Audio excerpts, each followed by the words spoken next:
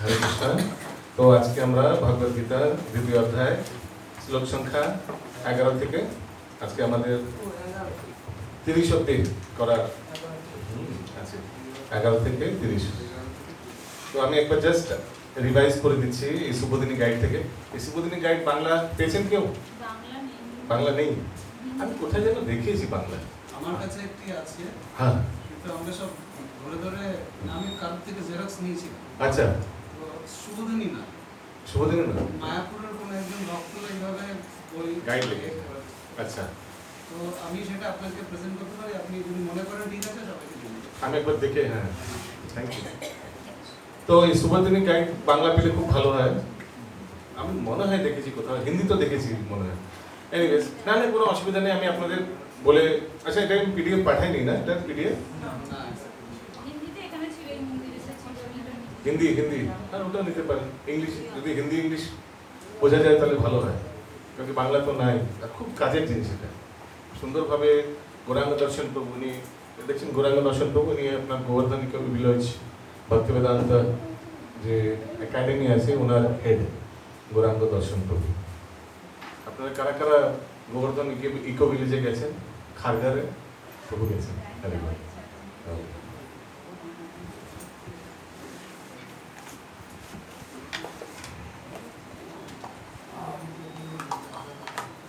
কয়েক বছর আগে উনি আমাদের কলকাতা মন্দিরের ব্রহ্মচারী আশ্রমে এসে উনি ভক্তি বৈভব করিয়ে গেছেন। উনি রাধেশ্যাম প্রভু, ওনারা পুরো 2016-তে এসে ওনারা ভক্তি বৈভব করিয়ে গেছেন। ওই সময় ভক্তি বৈভবের স্টুডেন্ট হিসাবে ছিলেন পদ্মমুখ নিমাই প্রভু, চিনবেন হয়তো। উনি আমাদের মন্দিরে ব্রহ্মচারী আশ্রমে ওই সময় উনি স্যাফরান ছিলেন বোধহয়, আমার যতদূর খেয়াল করছে স্যাফরান ছিলেন তখন। উনি 2016-তে ভক্তি বৈভব করেছিলেন গৌরাঙ্গ দর্শন প্রভু, রাধেশ্যাম প্রভু, ওনারা এসে করা। আমি জাস্ট একবার রিক্যাপ করে দিচ্ছি, আপনারা যদি ওইটা নোট করেছেন, পেন পেপার সব এগুলো আগে থেকে একদম রেডি রাখবেন। কারণ কি বইটা নেই বলে আমি বলে দিচ্ছি, নাহলে থাকলে তো খুব কোনো অসুবিধাই ছিল না। যেমন গতদিন আমরা দ্বিতীয় অধ্যায় আমরা প্রথমে দেখলাম যে শ্লোক সংখ্যা 1 থেকে 3 দেখলাম ভগবান শ্রীকৃষ্ণ অর্জুনকে তিরস্কার করছে। আর অর্জুনের যে করুণা প্রদর্শন, এটাকে অস্বীকার করে, মানে এটাকে সম্মত ভগবান মানে একদম ডিসঅ্যাপ্রুভস কি বলবো, ভগবান থেকে স্বীকার করছেন। তারপর 4 থেকে 6 নম্বর শ্লোকে অর্জুন তার আরো কনফিউশন, ডাউটস এর ব্যাপারে বলেন।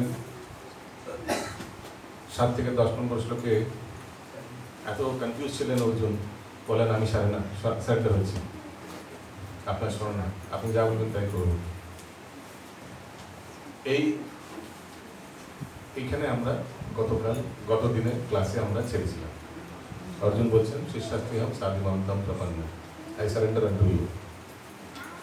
তো আজকে 11 নম্বর শ্লোক থেকে আমরা শুরু করব, ঠিক আছে? তো ভগবান এখন যেসব আমাদের প্রথম অধ্যায়ে অর্জুনের কয়েকটা যুক্তিযোগ্য লেগেছিল, সেগুলো এখন একটা একটা করে ভগবান খণ্ডন করে। পাখাগুলো দয়া করে প্লিজ কেউ পাখাগুলো একটু অফ করে দিন, একদম দুটো এসি তো আই থিঙ্ক পারফেক্ট, একদম ঠান্ডার জন্য। বাস হয়ে গেছে, এদিক দিয়ে অফ হয়ে গেছে, চিন্তা নেই। ওকে, আচ্ছা, কার উচ্চস্বর আছে আপনাদের মধ্যে? কার মনে হয় যে আমার খুব উচ্চস্বর, মানে একটু উচ্চস্বরে বললে তাহলে রেকর্ডিং ধরবে অন্তত এটা? হ্যাঁ, মাতাজি, ঠিক আছে। আচ্ছা, আপনি আছেন, ঠিক আছে, ভেরি গুড।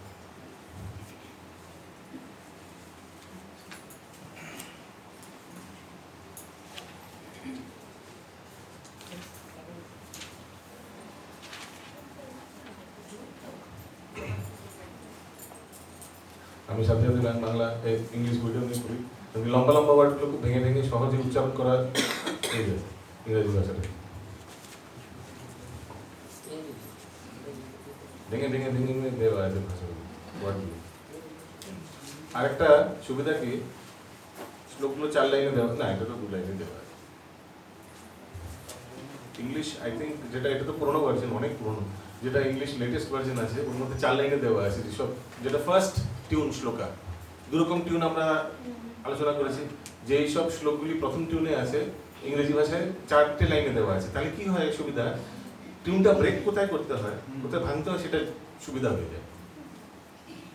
ওকে, সবাই 11 নম্বর শ্লোক রিপিট করুন। এবার ভগবান বলছেন লাস্ট, শ্রী ভগবান উবাচ অশোচানন বশোচস্ত্বম প্রাজ্ঞবাদংশ্চ ভাষসে গতাসুন অগতাসুংশ্চ নানু শোচন্তি पंडिता। बड़ा बड़ा बातें करते हो हाँ? लेकिन কাজের বেলায় হরে কৃষ্ণ। ইয়েস, পূর্ণ মাতাজি উচ্চস্বরে একাদশ অনুবাদ। পরমেশ্বর ভগবান বললেন, তুমি প্রজ্ঞের মতো কথা বলছো, অথচ যে বিষয়ে শোক করা উচিত নয় সেই বিষয়ে শোক করছো। যারা যথার্থই পণ্ডিত তারা কখনোই জীবিত অথবা মৃত কারোর জন্যই শোক করেন না। ওই জন্য জীবিত মৃত কারোর জন্য শোক করে না। ওই জন্য দেখুন দুটোই সেলিব্রেট করা হয়। আসলে যদি দেখেন আমাদের গৌড়ীয় বৈষ্ণবের মধ্যে যখন কোনো আবির্ভাব তিথি হয়, কোনো তিরোভাব তিথি হয়, দুটোতেই আমরা সেলিব্রেট করি। প্লাস যদি দেখেন ইতিহাসে গৌরাঙ্গ মহাপ্রভু স্বয়ং হরিদাস ঠাকুর যখন প্রয়াণ হয় ওই সময় কি সুন্দর উনি সবার থেকে ভিক্ষা করে সেলিব্রেট, একদম পুরো একটা ফিস্ট করান। আর ইস্কন তিরোভাব তিথিতেও আমরা ফিস্ট রাখি, আমরা কীর্তন করি। কেন কেন আমরা তিরোভাবে, কোনো বৈষ্ণবের তিরোভাবে কেন আমরা এইভাবে সেলিব্রেট করি? আমরা বলি না তিরোভাব মহা উৎসব, তিরোভাব মহা উৎসব। উৎসব কেন কেন? হ্যাঁ, তো আমরা এটাই কামনা করি যে উনি ওনার ঊর্ধ্বগতি, উনি ভগবত ধামে ফিরে যাচ্ছেন, ওই জন্য আমরা সেলিব্রেট করি না। ওকে, কারণ কি এই জড়জগৎ, শিলা প্রভুপাদ এক প্রবচনে বলছেন this material world is like a toilet. তো ওই জন্য আমরা যখন ওয়াশরুমে যাই আমরা কি ওখানে গিয়ে বসে পড়ি আর মানে আর আসতে চাই না ফেরত বাড়ি, এরকম না, না ফটাফট কাম সেরে নাও বেরিয়ে যাও, এরকমই না, কাম সে মতলব রো। ওয়াশরুমটা ওরকমই, কিন্তু লিভিং রুম অফিস তো ওরকম না, যে অফিস ওরকমই সত্যি কথা বলতে গিয়ে কাজ টাজ করে চলে এসে তাদের বাড়ি, হ্যাঁ, কারণ কি বাড়িতে গিয়ে সন্ধ্যা আরতি করতে হবে, ঠিক না? কিন্তু জড়জগৎটাই ওরকমই, সাথে সাথে রেকটিফাই ইয়োরসেলফ, নিজেকে পুনরুদ্ধার করে ভগবত ধাম ফেরত চলে যাও। কিছুভাবে ভুল করে চলে এসছে এখানে, এখন কিছুভাবে নিজেকে রেকটিফাই করে শুদ্ধিকরণ করে আবার ভগবত ধামে ফেরত চলে যেতে হবে। তো এই জন্যই এখানে আমরা দেখতে পাচ্ছি যে যারা প্রকৃত পণ্ডিত তারা কখনোই জীবিত অথবা মৃত কারোর জন্যই শোক করেন না। যদিও দেখেন যে তার পুত্রর মৃত্যু হয়েছে, কিন্তু ওখানে ভগবানের নৃত্য কীর্তন চলছে। তো তখন সুভাষ পণ্ডিত গিয়ে তার গৃহিণী আর বাকি সব মহিলাদেরকে একদম খবরদার, ঠিক আছে, পুত্র মারা গেছে, এমনকি ওনার একমাত্র পুত্র ছিল, আমার যতদূর খেয়াল করছে একমাত্র পুত্র। বুঝতে পারছেন কি অবস্থা, চিত্রকেতুর কি অবস্থা হয়েছিল ফার্স্ট? হ্যাঁ, দেখো এরকম শ্রীবাস পণ্ডিতের একমাত্র পুত্র মৃত্যু হয়ে গেছে, কিন্তু উনি কি খবরদার করছে সবাইকে, এরকম করে শোক করলে কিন্তু ভগবানের নৃত্য কীর্তনে বাধা আসবে, তাহলে কিন্তু আমি গঙ্গায় ঝাঁপ দিয়ে আত্মহত্যা করব। এইভাবে, এই হচ্ছে পণ্ডিত ব্যক্তি। তারা কি মনে করেন মৃত্যুকে? কি মনে করেন মৃত্যুকে? কোন মৃত্যু হলে কি মনে করেন? দেহ ত্যাগ করছেন বা দেহ পরিবর্তন করবেন, আত্মার মৃত্যু নেই, হ্যাঁ, বাধা করা উচিত নয়। ইনফ্যাক্ট শিলা প্রভুপাদ, আমরা একটা এখন নাটক প্রস্তুত করছি, এখন প্র্যাকটিস চলছে, শিলা প্রভুপাদের প্রয়াণ লীলা, এটা আমাদের রথযাত্রায় হবে। তো এখানে আমরা দেখাচ্ছি কিভাবে প্রয়াণের সময় দামোদর প্রসাদ, শিলা প্রভুপাদের এক ভৃত্য, উনি বলছেন যে উনি শিষ্য, উনি ভক্তিচারক মহারাজকে বলছেন যে শোক করো না। তো ওই প্রভুপাদ অপ্রকটের প্রাণের সময় তখন ওই কবিরাজ ছিল একজন, উনি নাকে রুই দিয়ে দেখছেন, তুলো দিয়ে দেখছেন যে, তখন বলছেন না চলে গেছে। তখন ভক্তিচারক মহারাজ একদম কান্নাকাটি শুরু করেছেন। তখন দামোদর প্রসাদ বলছেন না না না, শোক করো না, তাহলে যেতে বাধা হবে, যাওয়ার পথে বাধা হবে। উনি যাচ্ছেন ভগবানের ধামে, ভগবানের নিত্যলীলায় প্রবেশ করতে যাচ্ছেন, বাধা দিও না, শোক প্রকাশ করো না, এইভাবে সান্ত্বনা দিচ্ছেন। ওকে, তো এখানে দেখুন তাৎপর্যের মাঝখানে এখানে লেখা আছে, অর্জুন যুক্তি দেখাচ্ছিলেন যে রাজনৈতিক পেয়েছেন ও সামাজিক প্রয়োজনীয়তার থেকে ধর্মীয় আচার অনুষ্ঠান অধিক গুরুত্বপূর্ণ। আমি পানি মাতাজি, আচ্ছা এই সিডিসি অফিসে যদি ওনাদের মাইক থাকে সেটা চলবে, বন্ধ নাকি আছে ওনার নেই মাইক নেই? না আমি করছি। হ্যাঁ, অর্জুন যুক্তি দেখাচ্ছিলেন যে রাজনৈতিক ও সামাজিক, আসলে নাহলে সাউন্ডটা ভালো আসবে না, প্রয়োজনীয়তার থেকে ধর্মীয় আচার অনুষ্ঠান অধিক গুরুত্বপূর্ণ। যেমন অর্জুন বলছিলেন যে ঠিক আছে, যদি আমি ক্ষত্রিয়, রাজনৈতিক প্রয়োজনীয়তার উদাহরণে কি বলা হচ্ছিল যে তুমি ক্ষত্রিয়, তুমি রাজা, মানে তুমি ক্ষত্রিয় বংশে জন্মগ্রহণ, তোমার এখন তুমি অ্যাডমিনিস্ট্রেটিভ পজিশনে আছো, তোমার দায়িত্ব হচ্ছে প্রজাকে পালন করা, রক্ষা করা। কিন্তু ওটার চেয়েও অর্জুন কি বেশি প্রাধান্য দিচ্ছিল? ধর্মীয় আচার অনুষ্ঠান। আচার অনুষ্ঠানে নিজের গুরুদেব, নিজের শিক্ষক, টিচার, নিজের গুরুজনদের কি কখনো হত্যা করা উচিত? So that text priority. এটা সত্যিই, কিন্তু ওর চেয়ে উপর কিন্তু ওটা হচ্ছে মানে আপনার রাজনৈতিক সামাজিক কারণের চেয়ে আচার অনুষ্ঠান টেক্স এ প্রায়োরিটি। কিন্তু ওর চেয়ে উপর কি, সবচেয়ে হাইয়েস্ট কি? সবচেয়ে হাইয়েস্ট হচ্ছে ধর্মাত্ম সাক্ষাৎ ভগবত প্রণীত। ওই শ্লোক আছে, না উৎপদায় রতি यदि समय भी केवलम। কি এই শ্লোকটা স্টার্টিং এ? হ্যাঁ, ধর্ম সংস্কৃত পুংসা বিশ্বক্ষণে কথা কথা यदि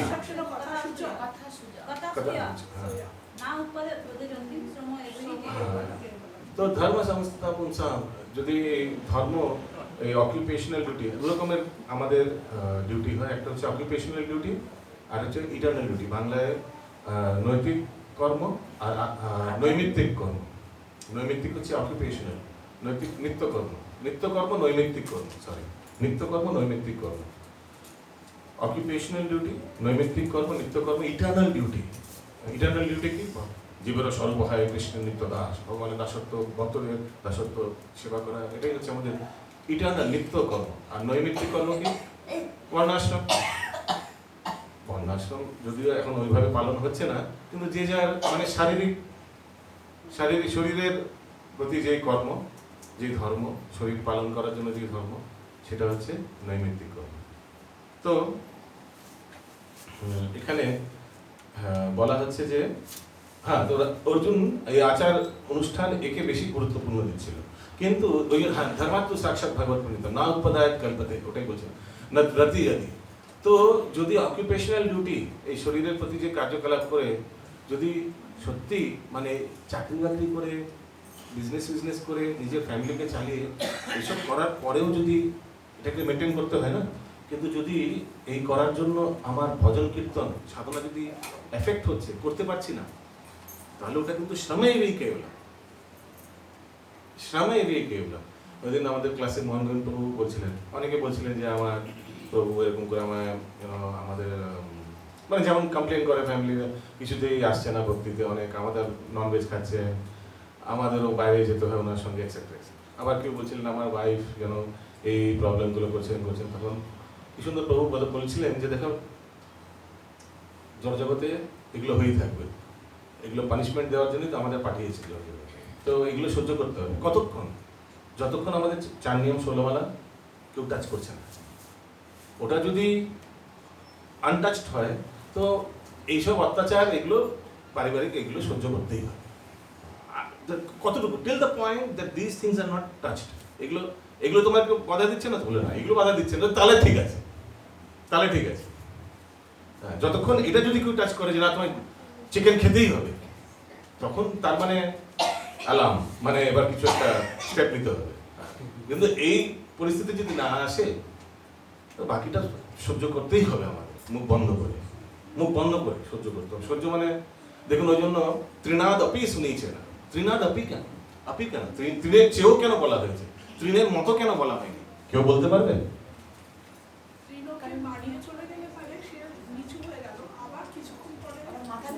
হ্যাঁ কারেক্ট, কিন্তু কিন্তু ভক্ত যেমন হবে সে মাথা তুলবে। হ্যাঁ মানে তৃণকে পানি চলে গেল, তৃণ ওর সামনে চুপচাপ নিচে, কিন্তু অনেকক্ষণ চলে গেল আবার উঠে, দেখলে তো কি করলে আবার, দেখলে তো একদম এরকম লোকটা এরকম, ঠিক আছে পেছনে পেছনে কমপ্লেন। কিন্তু এরকম না ভক্তের আচরণ, এরকম না। ভক্তের আচরণ ঠিক আছে, পানি চলে গেল ঠিক আছে, ওকে ফাইন, সহ্য করলাম ঠিক আছে। ইনফ্যাক্ট মহারাজ প্রবচন প্রবচন বলছে 3 রকম ভক্ত হয়, এটা খুব ইম্পর্টেন্ট। 3 রকম ভক্ত। একরকম সবচেয়ে নিম্ন, সে হচ্ছে এই নেগেটিভ সিচুয়েশন, জীবনের বিপরীত পরিস্থিতিকে সে সহ্য করতে পারে না। দ্বিতীয় শ্রেণীর ভক্ত জীবনের বিপরীত পরিস্থিতিকে সহ্য করে জীবনযাপন চালায়। মানে ইটস লাইক উনি কষ্টটা ভোগ করছেন, ঠিক আছে, এটা ভগবানের ইচ্ছা বলে মেনে চলে। কিন্তু এর চেয়ে উন্নত ভক্তকে, যে জীবনের বিপরীত পরিস্থিতিটাকে ভগবানের কোনো কৃপা, কোনো প্ল্যানিং, কোনো অপরচুনিটি দেখে, এর মধ্যে কোনো একটা অপরচুনিটি আছে। নারদ মুনি যখন মা সর্পদংশনে মৃত্যু হয়েছিল, এটা তো উনি অপরচুনিটি দেখলেন, বেস্ট টাইম, একদম ওইভাবেই লেখা আছে, প্রভুপাদ লিখছেন, একদম রাস্তা খুলে গেল বেরিয়ে যাওয়ার। এতদিন আমি এই অ্যাফেকশনে, এই পারিবারিক আসক্তিতে আমি এখানে ছিলাম, এখন আর পুরো রাস্তা কেউ তো নেই ফ্যামিলিতে, একজনই ছিল, সেও চলে গেল, রাস্তা গেট খোলা, এখন বেরিয়ে যাও, ভজন কীর্তন করো। তো সবচেয়ে হাইস্ট কে যে এইসব নেগেটিভ সিচুয়েশনকে অপরচুনিটি দেখে, এর মধ্যে কোনো একটা ভালো সুযোগ দেখে নেয়, বাহ। কিন্তু তিনি জানতেন না জড় পদার্থ, আত্মা ও ভগবত সম্বন্ধীয় জ্ঞান ধর্মীয় আচার অনুষ্ঠান করার চাইতে বেশি গুরুত্বপূর্ণ, যেটা আমি বলছিলাম, ধর্মাত্ম সাক্ষাৎ ভগবত প্রণীত। আর যেহেতু তার সেই জ্ঞান ছিল না, আসলে ছিল কিন্তু মায়ায় আচ্ছন্ন ছিল পাণ্ডবেরা, তাই তার পক্ষে পাণ্ডিত্যপূর্ণ যুক্তি দেখানো অনুচিত। এটাই ভগবান বলছিলেন, প্রজ্ঞাবাদংশ্চ ভাষেষু, প্রজ্ঞের মতো তুমি কথা বলছো। শ্লোকা নম্বর 12।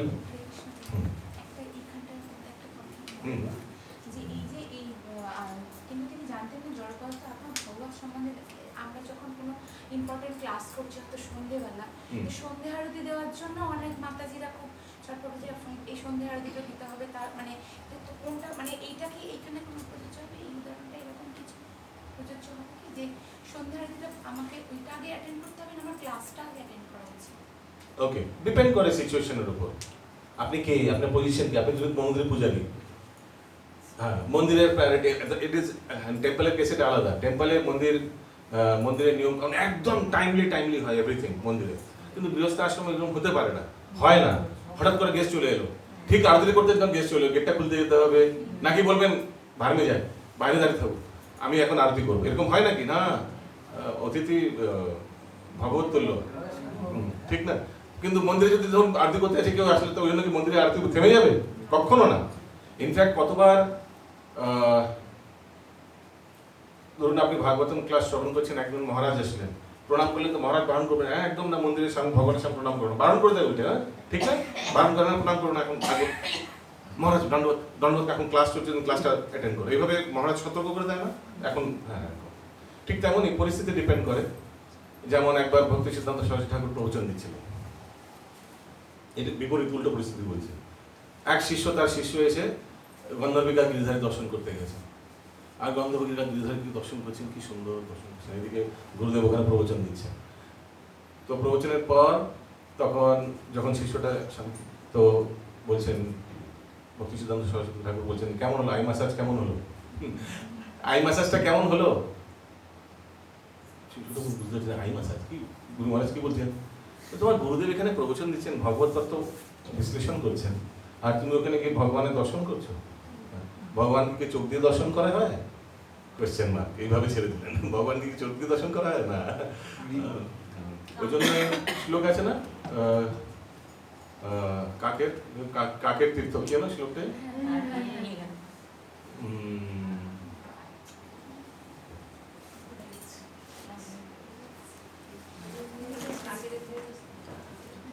কাকের তীর্থ, আরে এনিওয়েজ, তো ওই জন্যই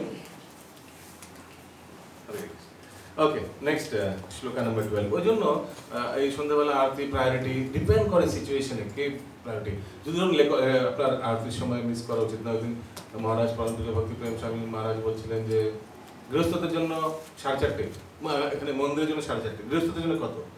4:30, কিন্তু এমার্জেন্সি সিচুয়েশনে 5টা হতে পারে ম্যাক্সিমাম। বাস রিল্যাক্সেশন দিলে গৃহস্থ ওটাকে শরণার্থী দিয়ে টেনে নিয়ে যাবে, মঙ্গল আরতিকে শরণার্থীতে টেনে নিয়ে যাবে, রিল্যাক্সেশন দিতে নিয়ে যাবে। হরে কৃষ্ণ। না ত্বা এবাহম জাতুনাসম না ত্বম নেমে জনাধিপ না চৈব না ভবিষ্যামঃ सर्वे वयं मतः परम साइलेंट मोड प्लीज অনুবাদ यस মাতাজি পড়ুন। অনুবাদ। এমন কোনো সময় ছিল না যখন আমি, তুমি ও এই সমস্ত রাজারা ছিলেন না, এবং ভবিষ্যতেও কখনো আমাদের অস্তিত্ব বিনষ্ট হবে না। তো যেমন ভগবান অনাদির আদি, তেমন জীব অনাদির আদি। ক্লিয়ার? এর মধ্যে কারোর সন্দেহ আছে, কিছু ডাউট আছে? না প্রভু আমার মনে হয় ভগবান প্রথমে এসেছিলেন তো এরকম কিছু না। অনাদির আদির গোবিন্দ, জীব অনাদির আদি, এগুলো ফিক্সড। ওকে, সেকেন্ড একটা জিনিস বলছি, কারণ কি অনেক লোকই, অনেক ভক্তরা হয়তো এই জিনিসটা কনফিউশন হতে পারে। তো কখনো কখনো বলে আমাদের পতন হয়েছে, আবার পতন হতে পারে প্রভু, এর মানে এই প্রশ্নগুলো ওঠে না। তো পতন একবারই হয়েছে, আর একবারই হয়ে গেছে তো হয়ে গেছে, এবার ভগবত ধামে গেলে আর ফেরত আসা হবে না। এর মধ্যে কারো কোনো ডাউট আছে? মানে ফিলোসফিতে কোনো ডাউট আছে? মানে ওই যখন একবারই আমরা এই জগতে এসেছি পতনের ফলে, হয়তো ভগবানের বহির্মুখ হয়েছিলাম বা হয়তো ভগবত বিস্মৃতি হয়েছিল, কিন্তু এবার ভক্তি করে ভজন করে যদি আমরা ভগবানের ধামে ফিরত যাই, কিন্তু আর পতন হবে না। ঠিক আছে? আমাদের সর্বপ্রথম জীব ভগবানের উৎপত্তি হয়েছিল ওনার, তো ওনারও তো কল্পান্ত, ওনারও তো লয় হয়। হ্যাঁ, তো উনিও তো জীব। হ্যাঁ, তো লয় হয়। তাহলে তো ওনারও তো আদিও আছে, আবার অন্তও হলো। না না না, আমি ভগবত ধামে ফিরে যাওয়ার কথা বলছি। ব্রহ্ম যদি ভজন কীর্তন করে ভগবান ধামে ফিরে যায়, আর পতন হবে না। ভগবান কি ভগবান তবে থাকে? হ্যাঁ, তো ব্রহ্মলোক তো ভগবত ধামের বাইরে, জগৎ ব্রহ্মা ভুবনা লোকা পুনরাবতী নো অর্জুনা, 14 ভুবনের মধ্যেই তো ব্রহ্মলোক। ওকে, এই যে জিনিসটা আমি বললাম, এর মধ্যে কেউ, কারণ কি যেমন কয়েকটা জিনিস খুব বড় অস্বীকার, মানে লোকের ধারণা, যেমন ওই দিন বলছিলাম না, কর্ম আমাদের হাতে, এখানে আলোচনা হচ্ছিল না, কর্ম আমাদের হাতে না, কর্মফল তো দূরের কথা, তো আমাদের হাতে কি? ইচ্ছা, বাস, আর কিচ্ছু না, বাস। তো এই জিনিসটা অনেক লোকের কনফিউশন আছে, না কর্মটা আমাদের হাতে, এই দেখুন আমি তুললাম, এই দেখুন আমি করতালটা তুললাম, আমি ইচ্ছা করলে আমি তুলেও ফেললাম, ইচ্ছা করলে তুলে ফেলবেন, জরুরি নেই, ঠিক আছে? তেমনি ওই ভগবত ধাম ফেরত যাওয়ার ব্যাপারটা আমি ওই জন্য ক্লিয়ার করলাম, কারণ অনেক লোকে বলবে না আবার তো পতন হতে পারে, না পতন হয়ে গেছে, ওই জন্য আমরা এখানে আছি। কিন্তু এবার যদি ভক্তি করে ভজন করে চলে, বাস একবারই হয়েছে, সবার একবারই হয়। কি যেন বাংলায় বলে, ন্যাড়া একবারই, ওরকমই কিছু, ঠিক আছে? সব জীবের জন্য প্রযোজ্য। সেই লেভেলটা তো সেই জীব সাধারণ অভক্ত যদি, অভক্ত তো যাবেই না, তো অভক্ত যদি ভজন কীর্তন করে বাস চলে যাবে, আর আসবে না। আসবে না? হ্যাঁ, না আসবে না। ভজন কীর্তন হলে ভক্ত হয়ে গেল, হতে হবে, ওটাই তো। তাহলে চলে যাবে। আর তাহলে প্রভু শান্তনু, হরে কৃষ্ণ, হরে কৃষ্ণ। প্রভু শান্তনু মহারাজের যদি পূর্বজন্মের এটা ধরি, হরে কৃষ্ণ, কথা বলবেন না, প্রশ্ন শুনুন, বাইরে থেকে সব কথাবার্তা সব, ঠিক আছে? তাহলে আমরা যদি শান্তনু মহারাজের লেভেলটা দেখি, যে উনি মর্তে এসে গঙ্গা মাকে বিয়ে করলেন, এবং তার আগে এগুলো পার্শ্বদের এক্সাম্পল, পার্শ্বদের জন্য নেবেন না, পূর্বের পার্শ্বদের জন্য নেবেন না, এগুলো সব ভগবানের লীলায় এরা পার্টিসিপেট করেছে, এদের এক্সেপশন। হ্যাঁ, প্রভু কুকুর মহাপ্রভুর হাত থেকে প্রসাদ পেয়ে চলে গেল, ওগুলো প্রভু আপনি বলছেন পশু জন্মে ভজন কীর্তন না, হনুমান কি করে করলো? ভগবান আর ভগবানের লীলার মধ্যে এইগুলো নেবেন না, ওইগুলো এক্সেপশন। পার্শ্বদ ওনারা ইটার্নাল, ওনারা আসেন, শান্তনু মহারাজ, উনি কি মনে হয় আমাদের মতো বদ্ধজীব? না, উনি যারা ড্রামা টিম তাদের ব্যাপারে কিছু ডিসকাস করবে। ড্রামা টিম বুঝতে পেরেছেন তো, যারা ভগবান আর ভগবানের যে ড্রামা টিম আছে, ভগবানের একটা ড্রামা টিম আছে, বারবার ওরাই আসে, ওনারাই আলাদা আলাদা অবতারে ড্রামা করতে আসে। তো ওনাদের এইগুলো, এইসব ভগবদ গীতার তত্ত্ব ওনাদের জন্য প্রযোজ্য না, এগুলো জড়জগতের জীবের জন্য। It is not applicable for them. Okay, আমরা কি শ্লোকটাই পড়লাম না অনুবাদে পড়া হয়ে গেছে? অনুবাদ হয়েছে তাৎপর্যের সেকেন্ড প্যারাগ্রাফ মাতাজি পড়ুন, আপনি পড়ছিলেন। এই বৈদিক তত্ত্বজ্ঞান যা ভগবান অর্জুনকে দান করলেন তা তিনি পৃথিবীর প্রতিটি মানুষকে দান করলেন।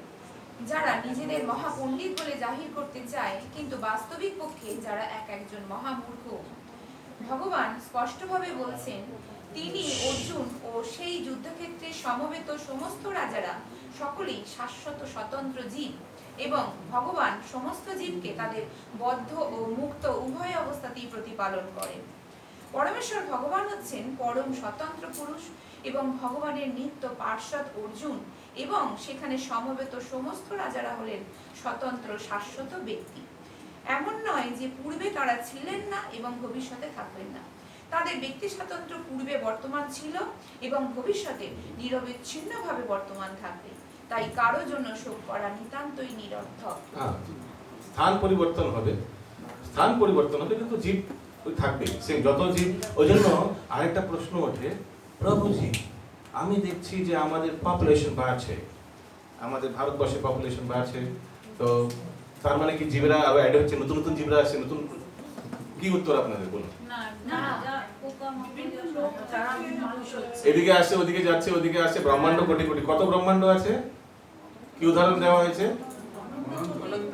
উদাহরণ কি দেওয়া হয়েছে? একটা বস্তায় সর্ষের দানা বস্তায় যতগুলো ব্রহ্মাণ্ড, কতগুলো ব্রহ্মাণ্ড গোনাই যাবে। তো কে কোথায় এলো গেল বোঝা যাচ্ছে। তো জীব যত ছিল ততই হয়তো আছে, এর ব্যাপারে কোথাও বিশ্লেষণ নেই যে বাড়ছে না কমছে, এর ব্যাপারে কোথাও ব্যাখ্যা নেই। কিন্তু এই পপুলেশন বাড়ছে বা কমছে এর উত্তর এটাই, কে কোথা থেকে আসছে, কে কোথায় যাচ্ছে। আবার কে হয়তো মনুষ্য শরীর থেকে এখন সব নিম্ন শরীরের পতন হলো, আমরা কাউন্ট রাখছি মনুষ্য শরীরে। আমাদের যে সেন্সাস হয় না, কি বলে বাংলায়, গণনা। তো সেন্সাস তো মানুষের জন্যই হয়, মশার জন্য সেন্সাস হয়? কেউ গণনা করে মশাগুলো দিয়ে কতগুলো মশা আছে কিনা? না। তো কে মশাতে পরিবর্তন হচ্ছে কি করে জানবো?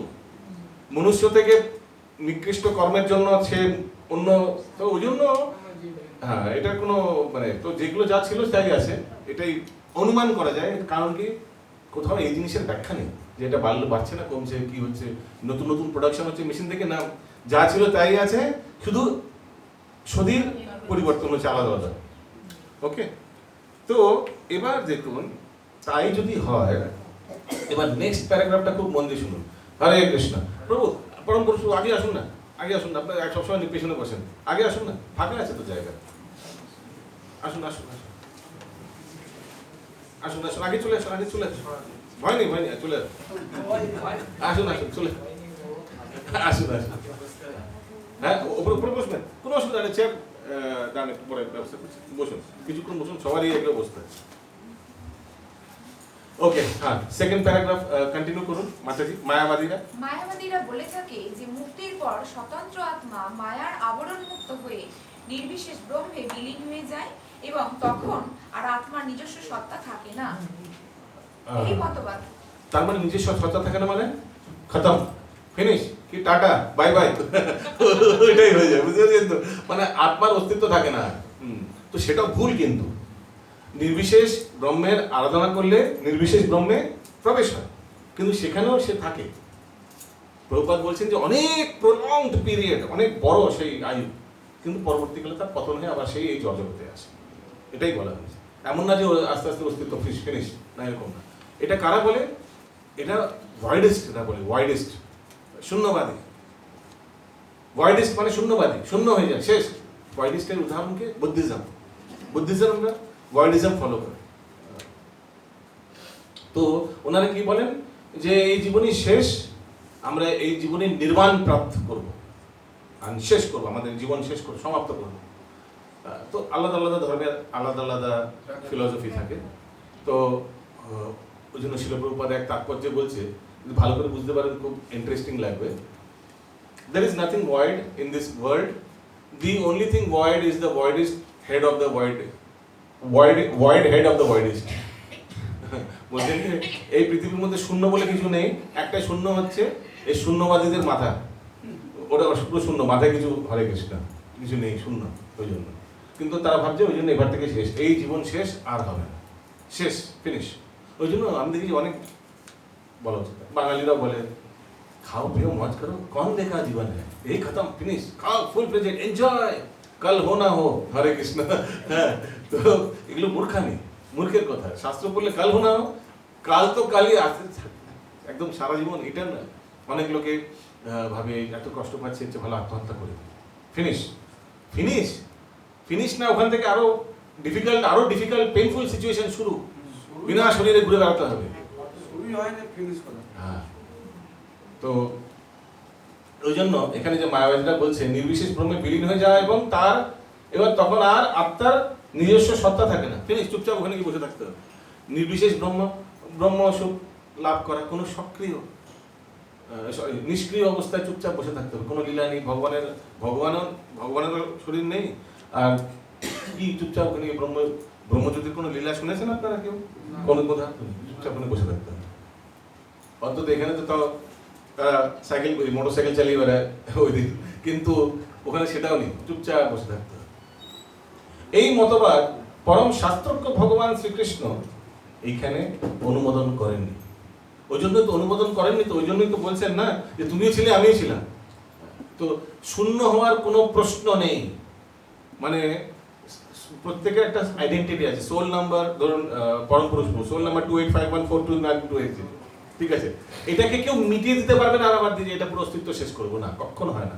এদিক ওদিক স্থানান্তরিত হতে পারে ব্যক্তি বা আত্মা, কিন্তু জীবনে যে এটা পুরো মিটিয়ে দেবো, ফিনিশ হয়ে যাবে, হয় না, সেই জিনিসটা হয় না। ওকে, এবার একটু নিচের দিকে আসুন তাৎপর্যে। যারা পরমেশ্বর ভগবান শ্রীকৃষ্ণের প্রতি ঈর্ষা পরায়ণ, পেয়েছেন?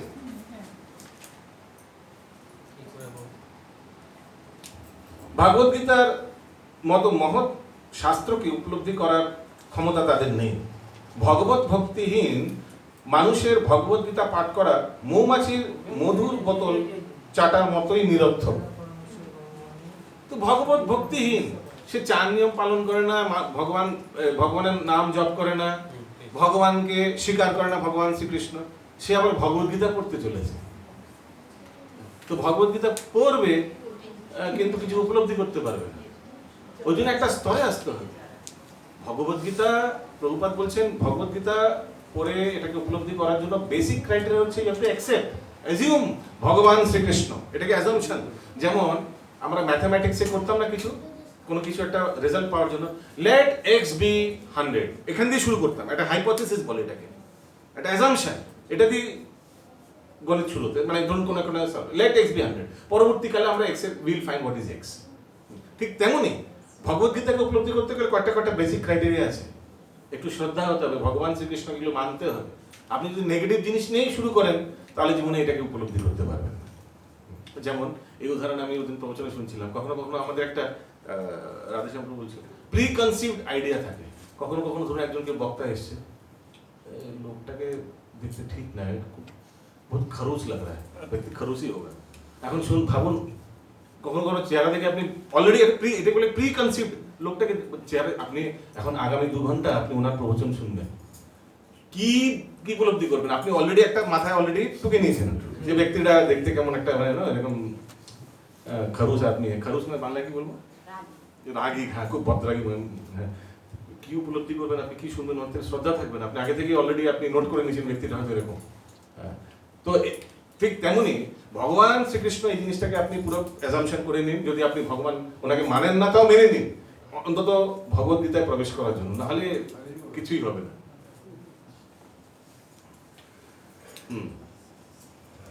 নাহলে কি হবে? নাহলে মৌমাছির মধুর বোতল চাটার মতোই নিরর্থক। কারণ কি, মধু বোতল চাটতে থাকবেন, কি হবে? টাইম পাস হবে। কিন্তু মধু টেস্ট করতে পারবেন? কখনোই না, উপলব্ধি করতে পারবেন না। পড়তে থাকবেন, দেখবেন অনেক সংস্থা আছে, তাদের যদি কাউন্টারে যান, বই স্টলে যান, তাদের বই স্টলে কিন্তু ভগবত গীতা আছে, কিন্তু তারা দেবী পূজা করছে, আছে না? বাংলায় তো ফেমাস ছিল। ভক্তি সিদ্ধান্ত সরস্বতী প্রভুপাদ বলছেন এই দুই ব্যক্তি বাংলাকে, হরে কৃষ্ণ, রেকর্ডিং হচ্ছে, 300 বছর পিছিয়ে দিয়েছে দেবী পূজা প্রচার করে। এই দুই ব্যক্তি, হরে কৃষ্ণ। আর প্রত্যেক শহরে তাদের নামে রাস্তা ভর্তি, ঠিক না? ছিল প্রভুপাদের নামে রাস্তা নেই। হরে কৃষ্ণ। থাক বাবা, আর কোথায় গোবর্ধন পাঠিয়ে দেবে। ভালো। হরে কৃষ্ণ। কোথায় ছিলাম আমরা? হ্যাঁ, বোতল না খুললে যেমন মধুর স্বাদ পাওয়া যায় না, তেমনি ভগবানের ভক্ত না হলে ভগবত গীতার অন্তর্নিহিত তত্ত্ব উপলব্ধি করা যায় না। এই কথা 4th অধ্যায়ে বলা হয়েছে। ভগবানের অস্তিত্ব যে অবিশ্বাস করে তার পক্ষে ভগবত গীতা স্পর্শ করাও সম্ভব না। স্পর্শ করা মানে উপলব্ধি করা। স্পর্শ বলে দেখুন, এই দেখুন ছুঁয়ে নিয়েছি, স্পর্শ করে ফেললাম। তাই মায়াবাদীরা গীতার যে ভাষ্য দিয়ে থাকে তা সম্পূর্ণরূপে ভ্রান্ত এবং তা মানুষকে বিপদগামী করে। তাই শ্রী চৈতন্য মহাপ্রভু মায়াবাদীদের ভাষ্য পড়তে অথবা শুনতে নিষেধ করে গেছেন। এরকম অনেক ঘটনা হয়েছে চৈতন্য চরিতামৃতের লীলায়। যেমন মহাপ্রভু কার কার প্রতি ক্রুদ্ধ হয়েছিলেন? এক তো অদ্বৈত আচার্যের প্রতি ক্রুদ্ধ হয়েছিলেন। সর্বভৌম ভট্টাচার্য যখন প্রথম মানে ইয়ে করেছেন তখন ওনার মায়াবাদী, হ্যাঁ, একদম লিডার ছিলেন।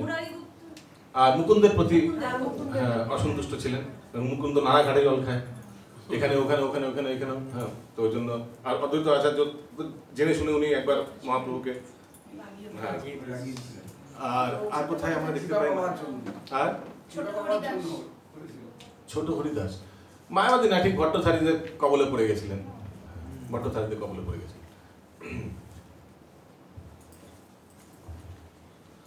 তারপরে একটু কিছুটা মিলে এই দেবানন্দ পণ্ডিত, যদিও উনি ভাগবত পাঠ করতেন, কিন্তু শ্রীবাস ঠাকুর ওনার ভাগবত পাঠে শুনে কিন্তু তৃপ্তি হয়নি। তাও যেহেতু ভাগবত পাঠ করছিলেন ওই জন্য বসেছিলেন। কারণ কি উনি ওনার স্বপ্নে এসেছিল গত কিছুদিন আগে, স্বপ্নে গতদিনে আগের দিনে সপ্তাহ মৃত্যু হবে। তো ভাবছেন মৃত্যু হবে যখন একটু ভাগবত পাঠ শুনি, তখন তিনি দেবানন্দ পণ্ডিতের কোথায় কুলিয়াতে না, দেবানন্দ পণ্ডিতের, হ্যাঁ কুলিয়াতে মনে হয়, কুলিয়া গ্রামে, হ্যাঁ, দেবানন্দ পণ্ডিতের শ্রীপাঠে গিয়ে ভাগবত শ্রবণ করলেন। কিন্তু দেখুন মায়াবাদী থেকে গেল কেন? যখন শ্রীবাস পণ্ডিতের অষ্টসাত্ত্বিক বিকার ভাগবত শ্রবণ করে, এমন না যে ওনার পাঠ শ্রবণ করে মানে অষ্টসাত্ত্বিক, তখন কি করলেন? দেবানন্দ পণ্ডিতের শিষ্যরা তাকে তুলে বাইরে ফেলে দিলেন। আর দেবানন্দ পণ্ডিত কি করলেন? কিছুই করলেন না। এই জন্য মহাপ্রকাশ লীলায় মহাপ্রভু তাকে কৃপা করেন। মহাপ্রকাশ লীলা এমনি তার পরবর্তীকালে তাকে কৃপা প্রদান করেননি মহাপ্রভু। কেন? কারণ কি শ্রীবাস তার প্রিয় ভক্তের প্রতি চরণে এইভাবে অপরাধ করলেন, যে কিছু প্রটেস্ট করেননি, এটাই অপরাধ। দেখতে পেলেন যে সব শিষ্যরা তাকে তুলে ফেলে দিয়েছে বাইরে, চুপচাপ বসেছিলেন।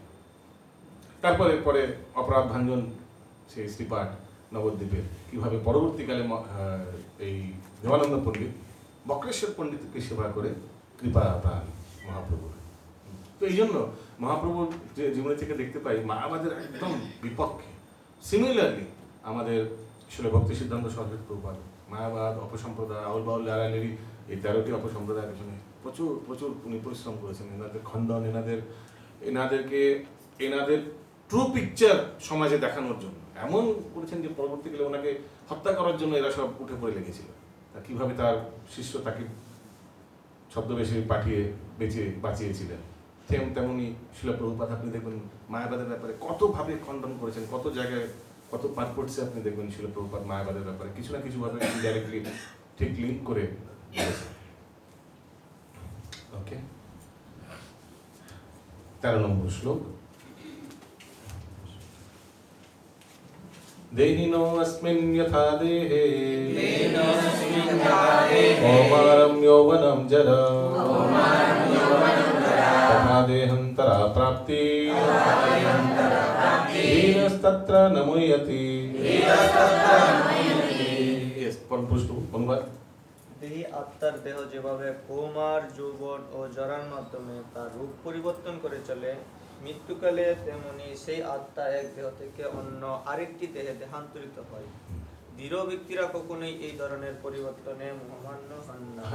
আর সত্যি কথা বলতে টেরও পাওয়া যায় না, ঠিক না? যেমন কখন আমরা বড় হয়ে গেলাম, কখন আবার বৃদ্ধা হয়ে যাবো, কখন আস্তে করে মৃত্যু হয়ে যাবে আর নতুন শরীর। স্মুথ প্রসেস, একদম স্মুথলি ট্রানজিশন, এই পরিবর্তনটা খুব স্মুথ। এই স্মুথনেসটার জন্যই এসলো। কি উদাহরণ দেওয়া হচ্ছে, এই কিভাবে বয়হুড থেকে ইউথ থেকে মিডল এজ, ওল্ড এজ চলে আসে, কি স্মুথ ট্রানজিশন। ঠিক তেমনই স্মুথ ট্রানজিশন হয় আত্মার, ইংলিশে বলে ট্রান্সমাইগ্রেশন অফ সোল, দেহান্তর প্রাপ্তি তথা দেহান্তরা প্রাপ্তি। এই একটার পর একটা শরীর চেঞ্জ হচ্ছে, একদম স্মুথ ট্রানজিশন। কত শরীর চেঞ্জ করে আমরা এইভাবে চলে এসেছি। ওই শ্লোকটা কি পেয়েছিলেন যেটা আমি বলেছিলাম?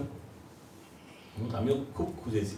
আমি একটা প্রবচনে শুনেছিলাম একবার এক গ্রামে, আর কোথাও পাইনি ওই শ্লোক। অনেক খোঁজাখুঁজি হয়েছে যে আলাদা আলাদা কোন, মানে বুঝতে পারছেন তো, এই ময়ূরের শরীর প্রাপ্ত হয়ে তারপর পরবর্তীকালে, তারপরে গাভীর শরীর প্রাপ্ত হয়ে তারপর মনুষ্য শরীরে প্রবেশ।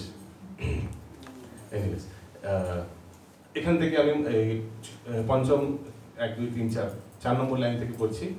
এক সময় দেহটি যখন অকেজো হয়ে যায়, তখন আত্মা সেই দেহ ত্যাগ করে অন্য দেহ ধারণ করে। মৃত্যুর কি লেখা আছে এটা? মৃত্যুর পর জড় পর আছে, এখানে কিছু কাটা আছে।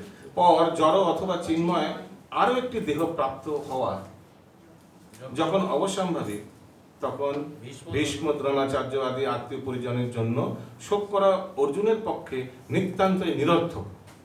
বরং তাদের মৃত্যুর কথা ভেবে শোক করার পরিবর্তে তার আনন্দিত হওয়া উচিত ছিল। কারণ মৃত্যু হলে তারা তাদের জরাগ্রস্ত বদ্ধ দেহ ত্যাগ করে নতুন দেহ প্রাপ্ত হবে, বৃদ্ধ দেহ, হ্যাঁ, ত্যাগ করে নতুন দেহ প্রাপ্ত হবেন এবং নবশক্তি লাভ করবেন।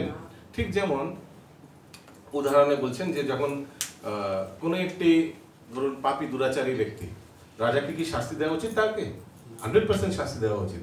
ধরুন কেউ কাউকে মার্ডার করেছে, তো কি করা উচিত? 100% ক্যাপিটাল পানিশমেন্ট দেওয়া উচিত। এটা নিয়ে ক্যাপিটাল পানিশমেন্ট নিয়ে সারা পৃথিবীতে বিশাল বড় মানে কথা চলছে যে ক্যাপিটাল পানিশমেন্ট করা উচিত না, অনেক অনেক সম্মেলন হয়। কিন্তু ক্যাপিটাল পানিশমেন্ট শাস্তি তো দেওয়া আছে, কেন? কারণ কি এই দেহে সে এত বড় একটা পাপ কাজ করেছে, it's better to leave the day, নতুন শরীর প্রাপ্ত হবে বরঞ্চ, আর তার পানিশমেন্টও হয়ে যাবে। পানিশমেন্টও হয়ে গেল, নতুন সে একটা নতুন লাইফ পেল, আবার ফ্রেশ স্টার্ট করতে পারবে, ঠিক না? ঠিক তেমনই এই আত্মীয় স্বজন যারা আছে তারা এত দুরাচারী ছিলেন, কত কিছু তারা অন্যায় করেছেন, তো it's better they get killed. Okay, এবার দেখুন নেক্সট প্যারাগ্রাফ। যে মানুষ জীবাত্মা ও পরমাত্মার স্বরূপ এবং পরা ও অপরা উভয় প্রকৃতি সম্পর্কে সম্পূর্ণভাবে অবগত, তাকে বলা হয় ধীর। ওকে, তো ধীর কে? যে নাম্বার 1 কি? যে মানুষ জীবাত্মা ও পরমাত্মার স্বরূপ। তো জীবাত্মাকে ভগবানের নিত্যদাস, ভগবানের অংশ, পরমাত্মাকে সৃষ্টিকর্তা, পালনকর্তা, প্রলয়কর্তা, এবং পরা ও অপরা উভয় প্রকৃতি সম্পর্কে। পরা প্রকৃতি ভগবানের ধামে, হ্যাঁ, সব একদম অ্যারেঞ্জমেন্ট সব নির্দেশনা করছে। অপরা প্রকৃতি এই জড়জগৎ, হ্যাঁ, এই সব জিনিস, এই তত্ত্বগুলি যে জানেন তাকে আপনি ধীর বলতে পারেন। এই প্রকার মানুষ জড়দেহের পরিবর্তনের জন্য কখনো শোক করেন না। Next শ্লোকা number 14। ওই জন্য সবাইকে পড়ে আসতে বলা হয়, কারণ কি দেখুন আমাদের এই ক্লাসে ম্যাক্সিমাম যে পয়েন্টসগুলো আমার ঠিক মনে হচ্ছে, প্লাস আমাদের যেগুলো গাইডলাইন্স দেখেছিলাম, একটা গাইডলাইন্স দেওয়া আছে কোন কোন জিনিসগুলো একটু হাইলাইট করে আলোচনা করার জন্য, সেইগুলোই শুধু আলোচনা হবে। তো অনেক ভক্ত আছে ভক্তি শাস্তি করতে এসেছেন কিন্তু কখনো ভগবদ্গীতা, হরে কৃষ্ণ পড়েননি, তাদের জন্য খুব ডিফিকাল্ট হয়ে যাবে কিন্তু ভক্তি শাস্তি। ওই জন্য অন্তত ক্লাসের আগে একবার পড়ে আসুন। 20টা শ্লোক পড়তে 8 ঘন্টা লাগবে, আজকে 20টা শ্লোক না, 8 ঘন্টা লাগবে, পড়ে আসুন। তাহলে কি হবে, যদি সেখানের মধ্যে কোনো কিছু বুঝতে অসুবিধা সেটা আপনি জিজ্ঞেস করতে পারেন, যেমন মাতাজি এখন জিজ্ঞেস করছিলেন একটু আগে। কিন্তু যদি কখনো পড়েননি আর ভাবছেন যে এই ভক্তি শাস্তি করলে ভগবদ্গীতা হয়ে যাবে, ভুল। ভগবদ্গীতা পুরোটা হবে না, যেসব জিনিস আমাদের ডিসকাস করা আমাদের গাইডলাইন্স আছে সেটুকুনি আমরা ডিসকাস করব। ওকে, বাকি জিনিসটা you are expected to read and come. ওই জন্য ক্লাসের আগে মেসেজও দেওয়া হয় না, প্লিজ পড়ে আসবেন। ওকে, শ্লোকা নম্বর 14। মাত্র স্পর্শাস্তু কৌন্তেয় শীতোষ্ণ সুখ দুঃখদা আগমাপায়িনো নিত্যা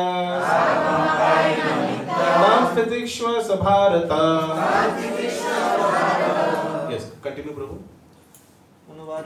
হ্যাঁ কুন্তেয়, ইন্দ্রিয়ের সঙ্গে বিষয়ের সংযোগের ফলে অনিত্য সুখ ও দুঃখের অনুভব হয়। হরে কৃষ্ণ। ইন্দ্রিয় সঙ্গের বিষয় কটি? জ্ঞান ইন্দ্রিয় কি কি?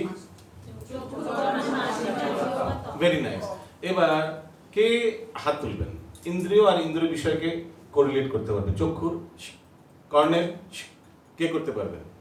কি বললাম, প্রশ্নটি বুঝতে পেরেছেন? ইন্দ্রিয় আর ইন্দ্রিয় বিষয়ের সঙ্গে কে কোরিলেট করতে পারবে? হ্যাঁ, ওইভাবে একটা একটা তো একটা করে। তো ত্বকের হচ্ছে স্পর্শ, চক্ষুর হ্যাঁ রূপ, একটা রূপ, রূপ, রস, গন্ধ, স্পর্শ, আর একটা কিছু চলে গেল।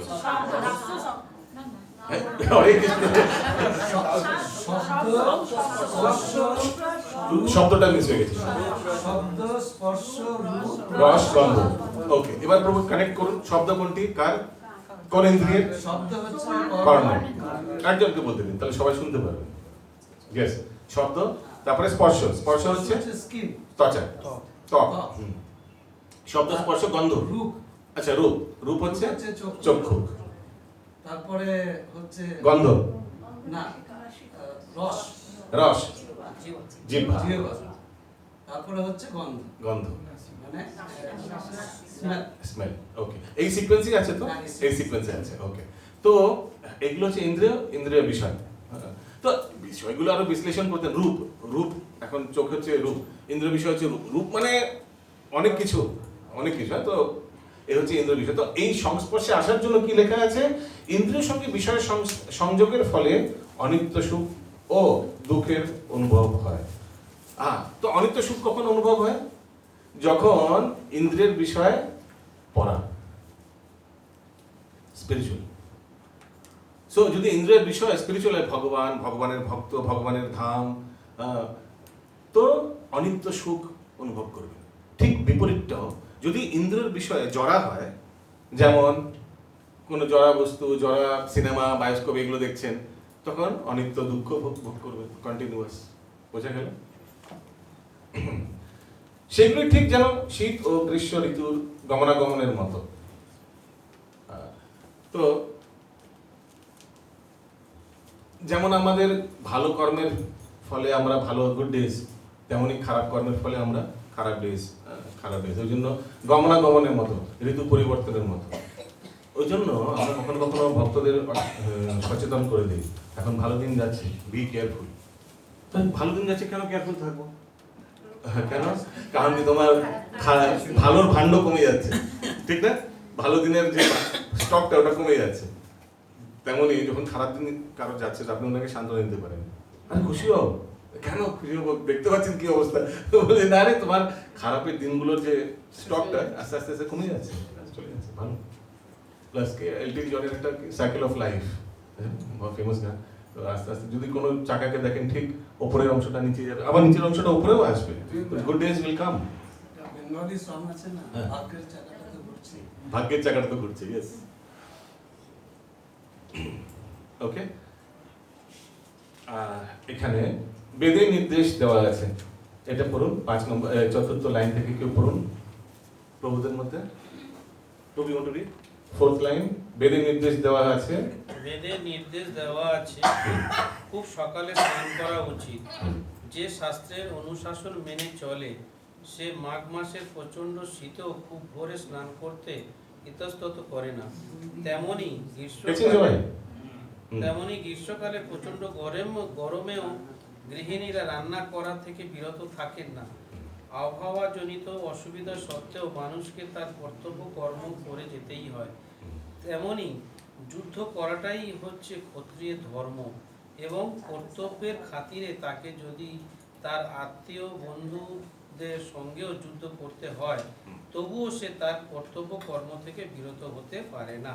ওকে, হরে কৃষ্ণ। তো এই জন্য এই যুক্তি ভগবান অর্জুনকে দিচ্ছে। ওকে, তো এরকম দুঃখ কষ্টগুলো সহ্য করতে হবে, কিছু করার নেই। এবার নেক্সট প্যারাগ্রাফ পড়ুন, কন্টিনিউ। এই শ্লোকে এই শ্লোকে অন্যকে বলুন। আপনি এই শ্লোকে অর্জুনকে কুন্তেয় ও ভারত নামে সম্বোধন করাটা খুবই তাৎপর্যপূর্ণ। তাকে কুন্তেয় নামে সম্বোধন করার মাধ্যমে ভগবান শ্রীকৃষ্ণ তার মাতৃকুলের মহান রক্তের সম্পর্ক স্মরণ করিয়ে দিয়েছেন এবং ভারত নামে সম্বোধন করে তার পিতৃকুলের মহত্বের কথা স্মরণ করিয়ে দিয়েছেন। ওকে, তো পিতৃকুলের এরকম ছিল কেউ একজন, মাতৃকুলে তো পৃথা মানে কুন্তি মহারানী আছেন। ওকে, নেক্সট শ্লোকা নাম্বার 15। यम हीना व्यथयन्त्यैते पुरुषं पुरुषर्षभ समदुःख सुखं धीरं सोऽमृतत्वया कल्पते। Yes, মাতাজি আপনারা পড়ুন, কেউ আপনি পড়ুন মাতাজি উচ্চস্বরে। অনুবাদ। হে পুরুষশ্রেষ্ঠ যে পুরুষশ্রেষ্ঠ পুরুষশ্রেষ্ঠ হে যে জ্ঞানী ব্যক্তি, আস্তে আস্তে স্লোলি পড়ুন, একদম যে জ্ঞানী ব্যক্তি সুখ ও দুঃখের দ্বারা বিচলিত না হয়ে উভয় অবস্থাতে অপরিবর্তিত থাকেন, তিনি মুক্তি লাভের অধিকারী। আচ্ছা, একটু আলাদা আছে, ঠিক আছে ঠিক আছে, অডিশন আলাদা, ঠিক আছে। আরেকবার পড়ে নিন মাতাজি। হে পুরুষশ্রেষ্ঠ যে জ্ঞানী ব্যক্তি সুখ ও দুঃখের দ্বারা বিচলিত না হয়ে উভয় অবস্থাতেই অপরিবর্তিত থাকেন, তিনি মুক্তি লাভের অধিকারী।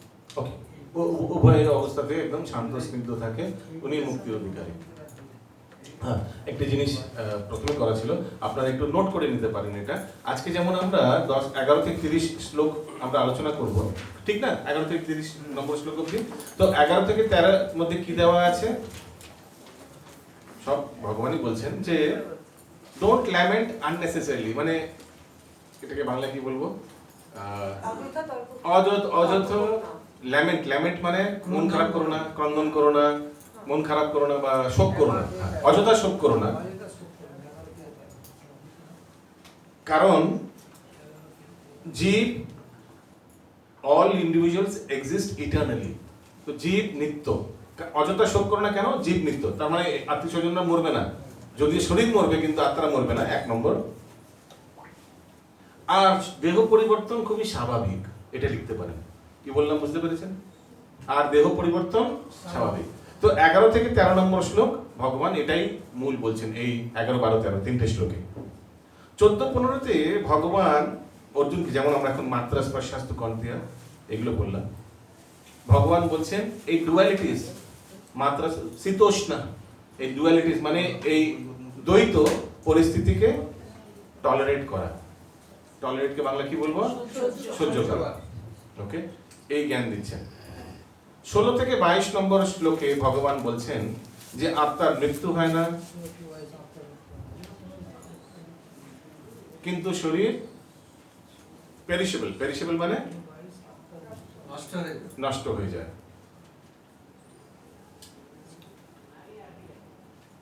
ঠিক আছে, 16 থেকে 22 নম্বর এটাই হচ্ছে টপিক। আর 23 থেকে 25 নম্বর, 23, 24, 25 এই তিনটে শ্লোকে ভগবান বলছেন আত্মার কোয়ালিটিস।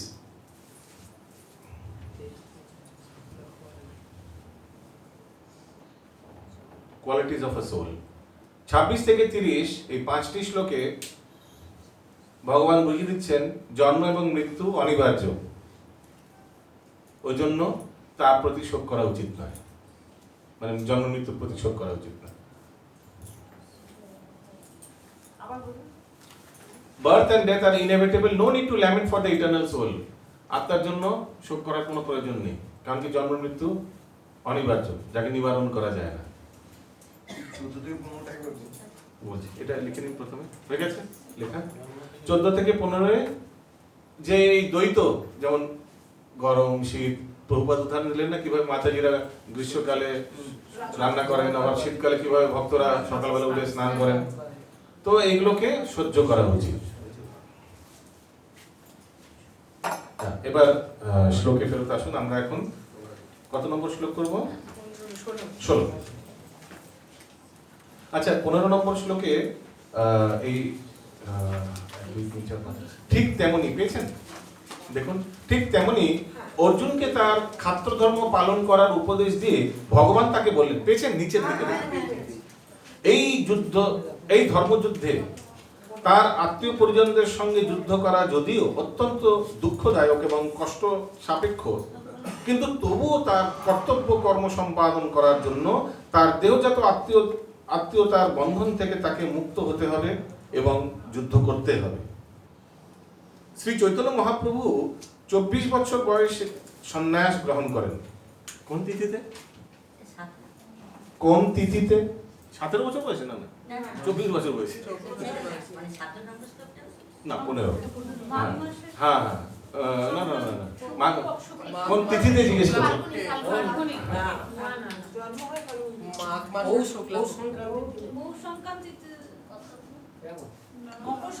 মকর সংক্রান্তি আর মাঘী পূর্ণিমা দুটো একই লগ্নে, মানে একই ওই দিনে একই দিনে হয়েছিল। তো মকর সংক্রান্তি ইউজুয়ালি 14 জানুয়ারি এরকমই হয়। তো ওই বছরে মকর সংক্রান্তি আর মাঘী পূর্ণিমা বলছেন তিন ঠাকুর, আমরা তিন ঠাকুর যাই না, তিন ঠাকুর দর্শন। আর মকর সংক্রান্তি মানে বুঝতে পারছেন যখন উত্তরায়ণ শুরু হয়, মকর সংক্রান্তি থেকে উত্তরায়ণ শুরু হয়। তো এই দুটো তিথি একই দিনে হয়েছিল। ওই তিথিতে গৌরাঙ্গ মহাপ্রভু সন্ন্যাস গ্রহণ করে, কোথায়? কাটোয়াতে। শ্রী চৈতন্য মহাপ্রভু 24 বছর বয়সে সন্ন্যাস গ্রহণ করেন। ঘরে তখন তার যুবতী স্ত্রী এবং বৃদ্ধা মাতা ছিলেন, তাদের দেখাশোনা করার জন্য কেউই ছিল না। কিন্তু তা সত্ত্বেও মহত্তর উদ্দেশ্য সাধন করার জন্য তিনি তাদের পরিত্যাগ করে সন্ন্যাস ধর্ম গ্রহণ করেন। মায়ার বন্ধন থেকে মুক্ত হওয়ার এই হচ্ছে উপায়। কর্তব্য সম্পাদন করে, ওই কর্তব্য তো ভগবান এসছেন, ওনার কর্তব্য হচ্ছে পরিত্রাণায় সাধনা বিনাশায় দুষ্কৃতম। ওই কর্তব্য পালন করার জন্য ভগবান সন্ন্যাস গ্রহণ করেন। কারণ কি কেউ সিরিয়াসলি নিচ্ছিল না। সন্ন্যাসী হলে সবাই সিরিয়াসলি নেবে, ঠিক আছে? তো বুঝতে পারছেন কানেকশনটা কোথায় এই শ্লোকের সঙ্গে? কর্তব্য পালন। তো ভগবান ওই পার্টিকুলার পয়েন্টে স্ট্রেস করছে, তোমার কর্তব্য, তুমি ক্ষত্রিয়, তুমি কর্তব্য পালন করো। Next শ্লোকা number 16।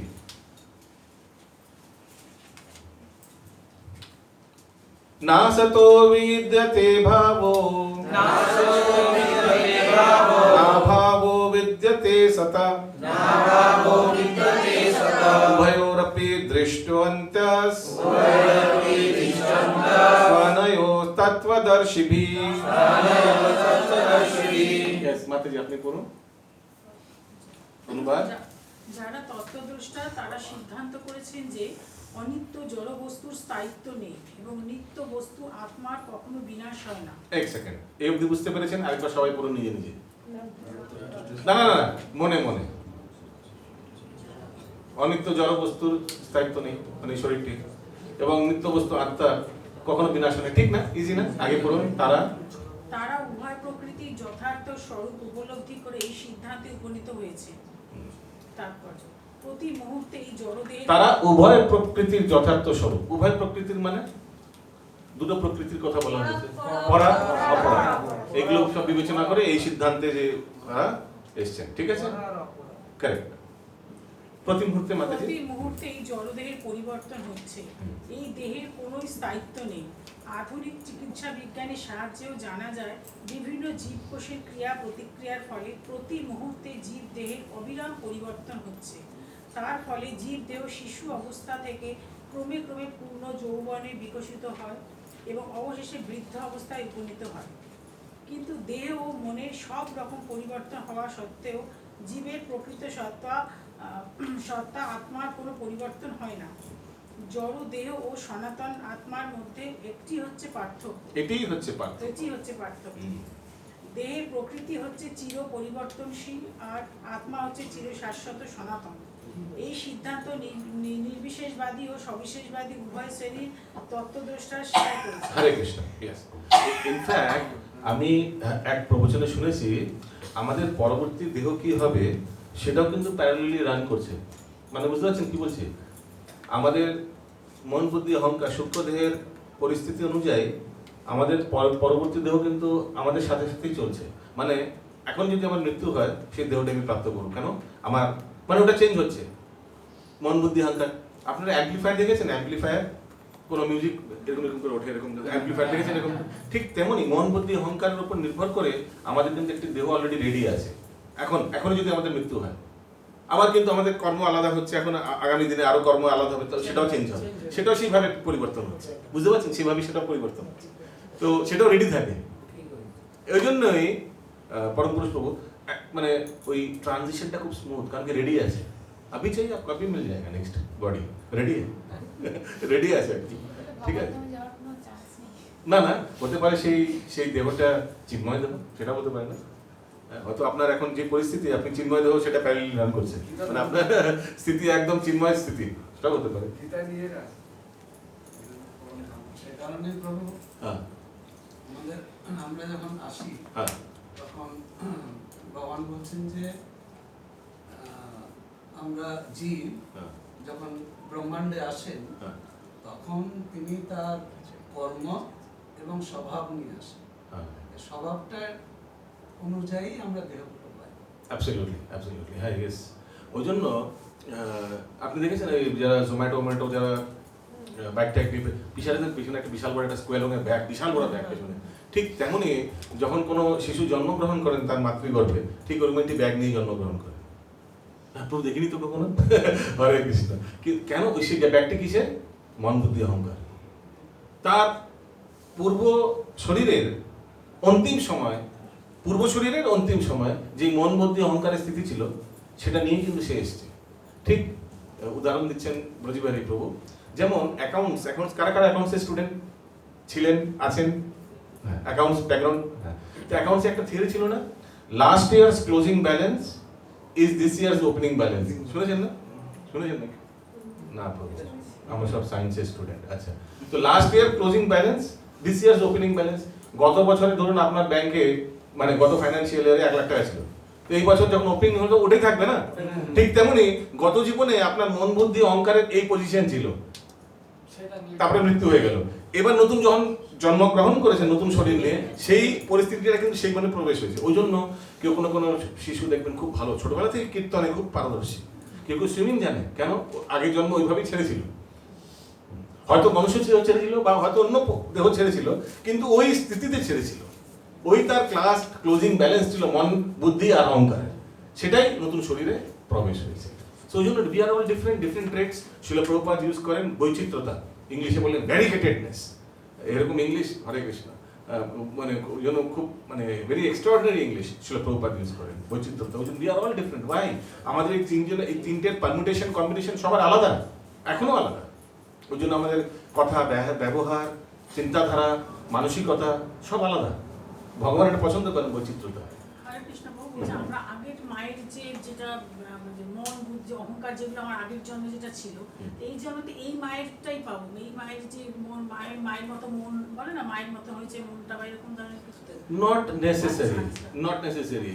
হ্যাঁ, ইউজুয়ালি কিছু ট্রেটস দেখুন, একটা হচ্ছে বায়োলজিক্যাল ট্রেটস পাওয়া যায়, কিছু জেনেটিক ট্রেটস বাচ্চাদের মধ্যে মাতা পিতার থেকে আসে, ট্রু, কিন্তু অধিকাংশ পূর্বজন্মের ওই জোম্যাটোর ব্যাগটা নিয়ে এসছে, কিন্তু তাও এই জন্মেও কিছু শারীরিক, এগুলো কিন্তু বায়োলজিক্যাল শারীরিক যেগুলো মাতা পিতার থেকে পায় জেনেটিক্যালি পাওয়ার জিনিস, কিন্তু এটাকে শারীরিকই বলা হবে, শারীরিক ট্রান্সফার।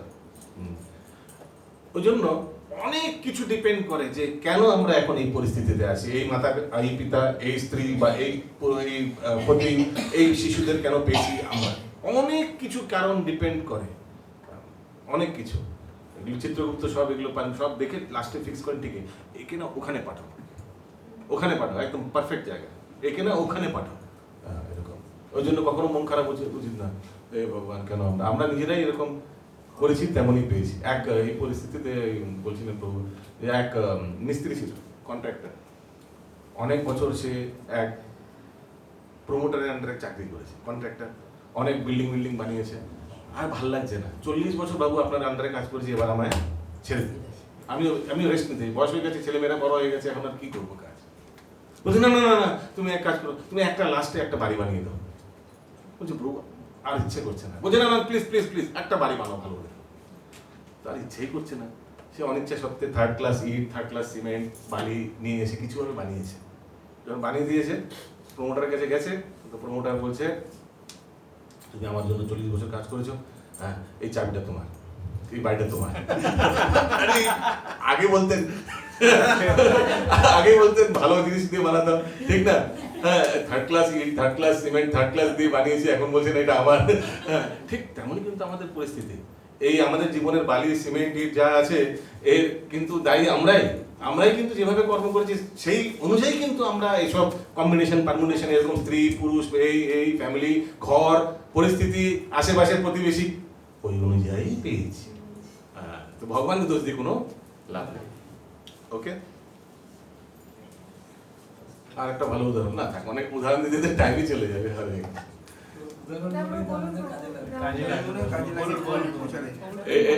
এটা ব্রজবিহারী প্রভু বলছিলেন যে একবার প্রথমে কুকুর ছিল, তারপর কুকুর, গাধা আর বাদর। হ্যাঁ, এক কুকুর, হ্যাঁ এক ভগবান যখন যমরাজ যখন কুকুরকে জন্ম দেয়, তো কুকুরকে বলছে তোমার 40 বছর আয়ু দিচ্ছি। তো কুকুর বলছে না না না, এত কি করবে, কম দিন, 20 বছর দিন। ঠিক আছে, 20 বছর। শুনেছেন এটা কি? শুনেছেন এটা সবাই? তারপর গাধাকে তৈরি করেছেন, বলছে গাধা তোমায় আমি 80 বছর দিচ্ছি আয়ু। বলছে না এত কি করছেন, আমি 40 দিন। ঠিক আছে, 40 বছর যাবো। ঠিক আছে, ভালো। তারপর গাধা, কুকুর, গাধা, তারপর লাস্টে বাদর বানিয়েছে, শুনেছেন? হ্যাঁ, তো তারপর বাদর বানিয়েছে। বাদরকে কত আয়ু দিয়েছিল? বাদরকে এরকম 80 বছর দিয়েছিল না, সবাইকে 20 দিয়েছেন। সবাইকে 40 দিচ্ছিল, সবাই বলছে না এত কি করবেন, 20 দেন। ঠিক আছে, তারপর বাদরকেও 40 দিচ্ছিল, বাদর বলছে না না এত আয়ু দিয়ে কি করবেন, আমায় 20 দেন। ঠিক আছে, ভগবান তাকে 20 দেন, যমরাজ থেকে 20 দিয়ে দিন। ঠিক আছে, তারপরে মনুষ্যকে বলেছেন তোমায় 20 বছর দিচ্ছি। বলছে না 20 বছর এত কম দিয়ে কি হবে, আমি বেশি আয়ু দিন। বলে ঠিক আছে, তোমার আয়ু 80 বছর করে দিচ্ছি। ঠিক আছে, হ্যাঁ ঠিক আছে, ওকে। তো ভগবান কি করলেন, মনুষ্যকে 20 বছরই দিয়েছিলেন, কিন্তু ওই কুকুর থেকে যে 20 বছরটা বেঁচে গেছিলেন সেটা মনুষ্যকে দিয়ে দিয়েছেন। গাধা থেকে যে 20 বছর বেঁচে গেছিলেন সেটা মনুষ্যকে দিয়ে দিয়েছেন। আর বাদরের থেকে যে 20 বছর বেঁচে গেছিল সেটা মনুষ্যকে দিয়ে দিয়েছেন। তো এতে কি হয়েছে, পরবর্তীকালে যখন মনুষ্য জন্মগ্রহণ করেছেন, প্রথম 20 বছর কি কুকুরের মতো, না প্রথম 20 বছর ভগবানের দেওয়া 20 বছর, কুকুরটা মনে পড়ছে না। তারপর 20 বছর গাধার মতো পরিশ্রম করে, কারণ গাধা থেকে পেয়েছে সেই 20 বছর, গাধার মতো পরিশ্রম। হ্যাঁ, আর অন্তিম 20 বছর বাদরের মতো। কেন? এক ছেলের ঘর থেকে আরেক ছেলের ঘর, আরেক ছেলের ঘর থেকে আরেক ছেলের ঘর, এইভাবে ঘুরে বেড়ায়। এইভাবে মনুষ্য নিজেদের জীবন। ওই জন্য ওই বলেছিলাম না, পরম ব্রহ্মণি কোপিনা, কি জানো, বাল্যাবস্থা ক্রীড়া আসক্তা, খুব ফেমাস শ্লোক शंकराचार्य। तरुणावस्था तरुणी असक्ता, वृद्धावस्था चिंता मग्न, पर ब्रह्मणि को भी ना सकता। क्लास में ये ना, क्लास के लिए समय नहीं है, बाकी सब कुछ के लिए समय है ना। ओके, कहाँ কোথায় আছে আমরা? 16 নম্বর শ্লোকে। 15 নম্বর শ্লোকের তাৎপর্যটা হ্যাঁ হয়ে গেছে। 16 নম্বর ওকে, অনুবাদ পুরোটা হয়েছে? হ্যাঁ পড়ুন। যারা তত্ত্বদ্রষ্টা তারা সিদ্ধান্ত করেছেন যে অনিত্য জড়বস্তুর স্থায়িত্ব নেই এবং নিত্য বস্তু আত্মা কখনো বিনাশ হয় না। তারা উভয় প্রকৃতির যথার্থ স্বরূপ উপলব্ধি করে এই সিদ্ধান্ত উপনীত হয়েছে। না, এটা পড়া হয়েছে। ওকে, এখানে পরমেশ্বর ভগবান হচ্ছেন শক্তিমান এবং শক্তি বা পেয়েছে নিচে সেকেন্ড প্যারাগ্রাফ এর 1 2 3 4 5 6 7 8 15 নম্বর 10 12 নম্বর লাইন পেয়েছেন। পরমেশ্বর ভগবান হচ্ছেন শক্তিমান এবং শক্তি বা প্রকৃতি সর্ব অবস্থাতেই তার নিয়ন্ত্রণাধীন। শক্তি বা প্রকৃতি, দুটো প্রকৃতি ভগবানের নিয়ন্ত্রণে, ঠিক না? তাই প্রভু ও বৃত্ত অথবা গুরু ও শিষ্যের সম্পর্কের মতো জীবসমূহ পরমেশ্বর ভগবানের অধীন। ঠিক আছে, জীব ভগবান আর আমাদের মধ্যে সম্পর্কের ব্যাপারে কি বলা হয়েছে? কাকার প্রভু বৃত্ত, গুরু শিষ্য। মায়ার অন্ধকারে যখন জীব আচ্ছন্ন থাকে তখন সে ভগবত তত্ত্ব উপলব্ধি করতে পারে না। ভগবান তাই জীবকে মায়া অন্ধকার থেকে মুক্ত হয়ে সত্য দর্শন করবার জন্য এই ভগবত বিদ্যার শিক্ষা দান করেছেন। শ্লোকা নম্বর 17। अविनाशी तु तद्विद्धि येन सर्वमिदं ततं विनाशम् अव्ययस्यस्य न कश्चित् कर्तुमर्हति। यस प्रभु পড়ুন। যা সমগ্র শরীরে পরিব্যাপ্ত হয়ে রয়েছে তাকে তুমি অবিনাশী বলে জানবে। সেই অব্যয় আত্মাকে কেউ বিনাশ করতে সক্ষম নয়। সমস্ত শরীরে পরিব্যাপ্ত হয়ে রয়েছে, ঠিক না? প্রভুপাদ ওষুধের উদাহরণ দেয়। হ্যাঁ, ওষুধের যেমন ধরুন পায়ে একটা কোনো ফোড়া হয়েছে, কিন্তু ওষুধটা কোথায়, পায়ে ট্যাবলেটটা কোথায় খাবো? পায়ে দিয়ে দেবো ট্যাবলেটটা? না, এখান থেকে দেবো, কিন্তু ঠিক পৌঁছে যাবে, পুরো শরীরে একদম পৌঁছে যাবে, ঠিক না? জ্বর হয়েছে, পুরো শরীর গরম, ক্যালপল খেলেন, ঠিক আবার পুরো শরীরে ঠিক পৌঁছে যাবে। এত ছোট এখানে মুখ দিলেও সব পৌঁছে যাবে। ঠিক তেমনি আত্মা যে আছে সেটা উপলব্ধি করতে পারি না। একদম আমাদের সব জিনিস, হাত পা সবকিছু চলছে, একদম সব একটা ছোট্ট 10 ভাগের কত, ওটা যদি না থাকে পুরো জিনিসটা বেকার। লাস্টে দেখুন, এর থেকে বোঝা যায়, পেয়েছেন 7th লাইনে, এর থেকে বোঝা যায় এক একটি দেহ হচ্ছে এক একটি স্বতন্ত্র আত্মার মূর্ত রূপ এবং স্বতন্ত্র চেতনার মাধ্যমে আত্মার উপস্থিতির লক্ষণ অনুভূতি হয়। তো আত্মার উপস্থিতি চেতনার মাধ্যমে বোঝা যায়। এই আত্মার আয়তন কেশাগ্রের 10 সহস্র ভাগের 1 ভাগের সমান বলে বর্ণনা করা হয়েছে। ওকে, এবার হঠযোগের প্যারাগ্রাফে আসুন। 1 2 3 4 5 6 7ম প্যারাগ্রাফ। হঠযোগের প্রকৃতি উদ্দেশ্য হচ্ছে বিভিন্ন আসন, পেয়েছেন, প্রণালী অভ্যাস করার মাধ্যমে জড় পরিবেশের বন্ধন থেকে ক্ষুদ্রতাতি ক্ষুদ্র আত্মাকে মুক্ত করার জন্য আত্মার চারিদিকে পরিবেষ্টিত পঞ্চবিধ বায়ুকে নিয়ন্ত্রণ করা। তো আমাদের এই আত্মার আশেপাশে আলাদা আলাদা বায়ু থাকে। হ্যাঁ, তো আত্মা ঠিক ওই বায়ুদের মধ্যে ফ্লোট করতে থাকে আমাদের হৃদয়ের মধ্যে। ওই জন্য কখনো কখনো আমরা বলি না, এইদিকে আমরা বলি হার্ট কিন্তু সেন্টারই, কিন্তু হার্টটা একটু টিল্টেড আছে এইদিকে, বাঁ দিকে। বুঝতে পারছি কি বলছেন? হ্যাঁ, তো ওই প্রাণবায়ুর উপর আত্মা ফ্লোট করে। 5 রকম বায়ুর মধ্যে প্রাণবায়ু আছে, প্রাণবায়ুর উপর আত্মাটা ফ্লোট করে। এটা হচ্ছে আত্মার পজিশন। তো যারা এই হঠযোগী, যারা যোগের মাধ্যমে তারা কি চায়, এই ব্রহ্মরন্ধ্রে আত্মাটাকে নিয়ে এসে, ব্রহ্মরন্ধ্র কোন জায়গাটা, কোন স্থান, কি করে বুঝবেন? কখনো ছোট বাচ্চা দেখেছেন? ছোট বাচ্চা ব্রহ্মতালু ধরুন, একটা ফাটা মাঝখানে ফাটার মতো থাকবে, আবার ওটা যদি হাত দেন টিপ টিপ টিপ টিপ টিপ টিপ করছে। হ্যাঁ, তো ঠিক ওইখান দিয়ে আত্মাটাকে বের করার এই ঊর্ধ্বগমন, এটা হচ্ছে যোগীদের উদ্দেশ্য। আর যোগীদের গন্তব্য কোথায়? যোগীরা নিজেরা নির্দেশ করতে, they can decide way they want to go. এটাই জ্ঞানী আর যোগীদের মধ্যে পার্থক্য। জ্ঞানীরা কিন্তু জ্ঞান লাভ করে কোথায় যাবে? সেই ব্রহ্মজ্যোতিতে প্রবেশ করবে নির্বিশেষ আরাধনা করে। কিন্তু যোগীরা পরমাত্মার আরাধনা করে, দে ক্যান ডিসাইড মহল্লোকে যাব, ব্রহ্মলোকে যাব, না ব্রহ্মজ্যোতিতে যাব। তো ব্রহ্মজ্যোতি অবধি দে ক্যান ডিসাইড কোথায় যাব, এটা ওনাদের হাতে থাকে যোগীদের। কারণ কি, জ্ঞানীদের চেয়ে তো তারা শ্রেষ্ঠ। ওকে,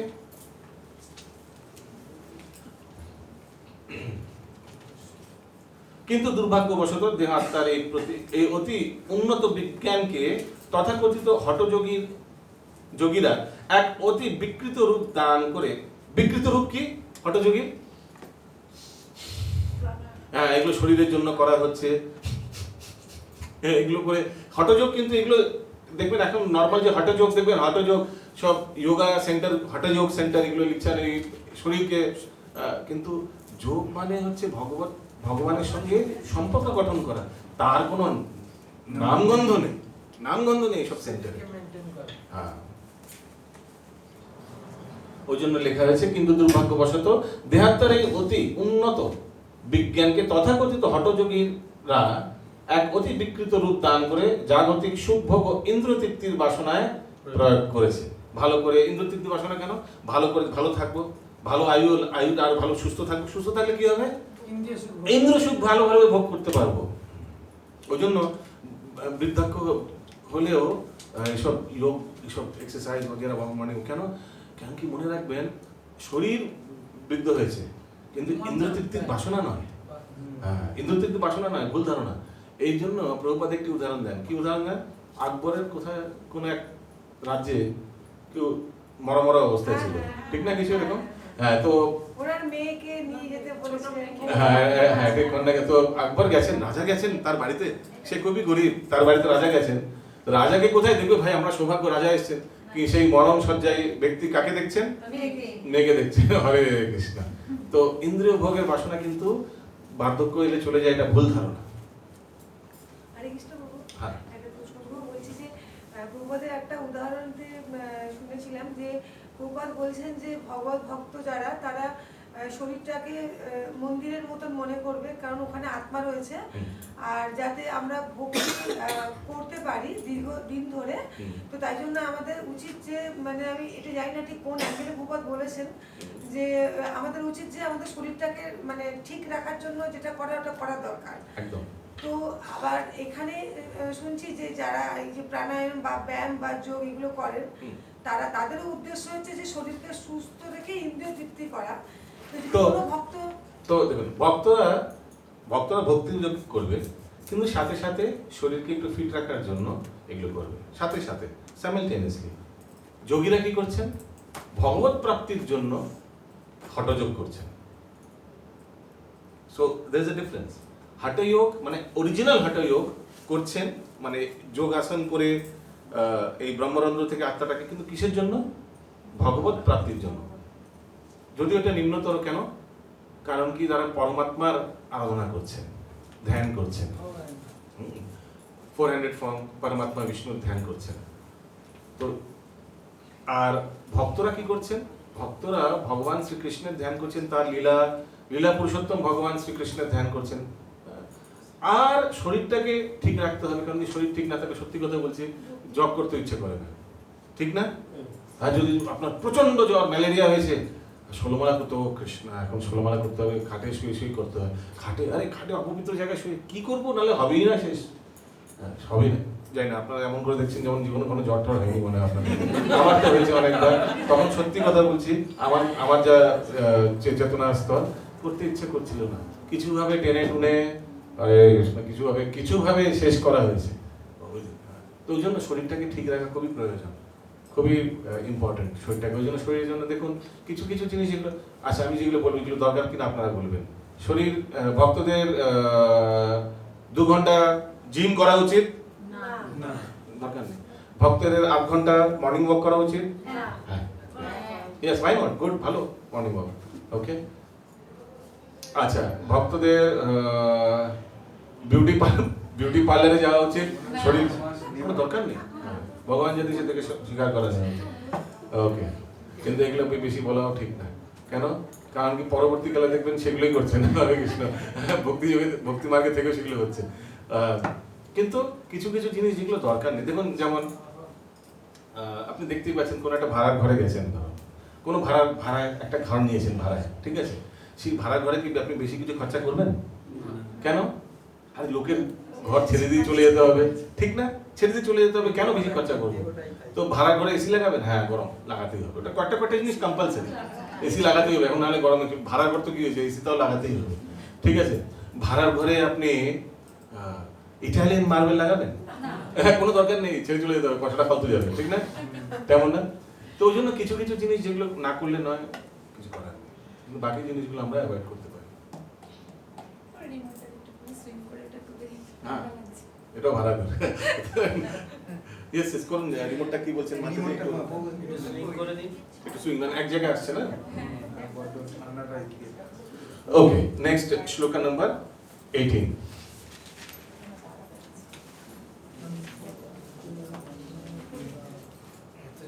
নিঃশ্বাসের ভালো করছে, ডাইরেক্ট লাগছে তো আরো ঠান্ডা লাগছে। अंतावंताय मे देह शोक्त शरीरना अनासीनो अप्रमेयस्य तस्माद् युध्यस्व भारत। यस माताजी পড়ুন, অনুবাদ পড়ুন না। অনুবাদ। অবিনাশী, অপরিমেষ ও শাশ্বত আত্মার অপরিমেয় ও শাশ্বত আত্মার জড়দেহ নিঃসন্দেহে বিনাশশীল। অতএব হে ভারত, তুমি শাস্ত্র বিহিত স্বধর্ম পরিত্যাগ না করে যুদ্ধ করো। ওকে, তো এই শ্লোকে শুধু আমি আপনাদের অনুবাদের আমি মানেগুলো জাস্ট ইংলিশে ট্রান্সলেট করছি। অবিনাশী, ইনডিস্ট্রাক্টেবল, তো আত্মার বিনাশ হয় না, কারেক্ট। অপরিমেয়, ইমেজারেবল, মানে করা যায় না। হ্যাঁ, এটার মানে কি? মেজার করা যাবে। মানে কি? মানে যেমন আপনার, হ্যাঁ বলুন। হ্যাঁ, তো যেটাকে ডাইমেনশনে আনতে পারবেন না, এতই ক্ষুদ্র, এটাকে কি ডাইমেনশনে, মানে কি মাপবেন এটাকে, মানে চোখ দিয়ে দেখতে পাবেন না, মাইক্রোস্কোপ দিয়েও দেখা যায় না, এতই ছোট, তো কি মাপবেন, ওইটাই বলা হচ্ছে। তো ইমেজ, হ্যাঁ এটা কি বায়বীয় আত্মাটা, মানে বায়ুর মতো কিছু একটা জিনিস, প্রাণবায়ু বলা হয়। প্রাণবায়ুর উপর আত্মা ফ্লোট করে, ফ্লোট। তো এটা একদম মানে একদম ডট, একদম একটা ছোট্ট ক্ষুদ্র, এটা আপনি মানে ভগবানের চিন্ময়, কিন্তু চিন্ময়, তো আপনি বুঝতে পারছেন চিন্ময়। হ্যাঁ, তো ওই জন্য অপরিমেয়, ঠিক আছে, যাকে পরিমাণ আপনি ইনমেজারেবল। নেক্সট, শাশ্বত, ইটারনাল, যেমন আমি বলছিলাম অনাদিরাদির গোবিন্দ, আত্মাও ওরকম। ওকে, অবিনাশী, অপরিমেয় ও শাশ্বত আত্মার জড়দেহ নিঃসন্দেহে বিনাশী। অতএব হে ভারত, তুমি শাস্ত্রবিহিত স্বধর্ম পরিত্যাগ না করে যুদ্ধ করো। ওকে, yes, come to the next শ্লোকা number 19। এখান থেকে আর আসলে মানে মেইনলি ইম্পর্টেন্ট শ্লোকগুলো আমরা কমপ্লিট করেছি, এগুলো এখন জাস্ট ব্রাউজ থ্রু। येनं वेत्ति हन्तारं यश्चैनं मन्यते हतम् उभौ तौ न विजानीतो नायमन्ति न हन्यते। यस माताजी পড়ুন অনুবাদ। পড়ুন। যিনি জীবাত্মাকে হন্তা বলে মনে করেন কিংবা যিনি একে নিহত বলে ভাবেন, উভয়ই প্রকৃত জ্ঞানী নন। আচ্ছা, হন্তা বলে মনে করেন মানে অন্যকে হত্যা করা, যে মার্ডারার, স্লেয়ার, তাকে হন্তা বলে মনে করেন, মানে ওর এই কেসে কে হন্তা হবে? অর্জুন, কারণ অর্জুন যদি যুদ্ধ করে হত্যা তো হবেই। ওকে, তো যিনি জীবাত্মাকে হন্তা বলে মনে করেন কিংবা যিনি একে নিহত বলে ভাবেন, তো যদি মারাও যায় তাকে নিহত বলে, তো আত্মা তো নিহত, আত্মা তো মৃত্যু হয়নি। তারা উভয় প্রকৃত জ্ঞানী নন, কারণ আত্মা কাউকে হত্যা করেন না এবং কারো দ্বারা নিহতও হন না। ওকে, ক্লিয়ার? এর মধ্যে তারপর যে দেখুন একটা মাঝখানে 1 2 3 4 5 6 7, যার মৃত্যু হয় অথবা মৃত্যু হয়েছে বলে মনে হয়, পেয়েছেন, তা হচ্ছে জড় দেহটি মাত্র। আগে পড়ুন। অবশ্য এর মাধ্যমে দেহকে হত্যা করার জন্য। হরে কৃষ্ণ, অনেক আলাদা লাগছে কেন? অনেক পুরনো এডিশন নাকি? না না, নতুন এডিশন। আচ্ছা ঠিক আছে। অবশ্য তা বলতে বলুন। অবশ্যই এর মাধ্যমে দেহকে হত্যা করার জন্য উৎসাহিত করা হচ্ছে না, বেদে নির্দেশ দেওয়া হয়েছে। মানে কি উৎসাহ করা হচ্ছে না? মানে কেউ যদি বলেন আমি ওনাকে মেরে দিয়েছি, খুব ভালো, আরে পুলিশ আমায় ধরছেন কেন? আত্মার মৃত্যু হয় না, আমায় ধরছেন কেন? আত্মা এখনো আছে, দেখুন ওরা আত্মা অন্য শরীরে প্রবেশ করছে, তো এটা কেউ যুক্তি দিতে পারে? তো ওই জন্য তার উত্তর কি পড়ুন। কোন জীবের পড়বেন না, আস্তে আস্তে মনে মনে পড়ুন। কোন জীবের প্রতি হিংসা করো না, আবার আত্মা নিহত হয় না, এই বিচারের মাধ্যমে পশু হত্যাকে উৎসাহিত করা হচ্ছে না। বিনা কারণে অন্যায়ভাবে কারো দেহ হত্যা করা অত্যন্ত গর্হিত এবং রাষ্ট্রের আইন অনুসারে ও ভগবানের বিধানেও তা শাস্তিযোগ্য। ভগবান অবশ্য ঠিক আছে, শ্রবণ করুন। ধর্মের কারণেই হত্যাকার্যে নিযুক্ত করেছিলেন, হঠকারিতার বশবর্তী হয়ে নয়। ওকে, আপনি যেমন করছেন আমাদের তো আলাদা লাগছে। খেয়াল খুশির মতো হত্যা করতে আদেশ দেননি, আপনার না কারণ কি তাদের হত্যা করার মতো মানে তারা ওই পরিস্থিতিতে ছিলেন, খুব নিম্ন পরিস্থিতিতে ছিলেন, তাদের হত্যা করা আবশ্যক ছিল, ওই জন্য ভগবান আদেশ দিয়েছিলেন। ওকে, শ্লোকা নাম্বার 20, ন জায়তে ম্রিয়তে বা কদাচিন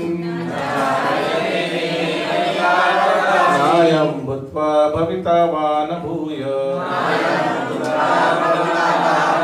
অজো নিত্য শাশ্বতোয়ম পুরাণো না হন্যতে হন্যমানে শরীরে। অনুবাদ উচ্চস্বরে।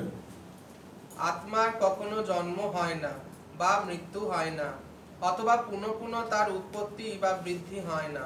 তিনি জন্মরহিত, শাশ্বত, নিত্য এবং পুরাতন হলেও চিরনবীন। শরীর নষ্ট হলেও আত্মা কখনো বিনষ্ট হয় না।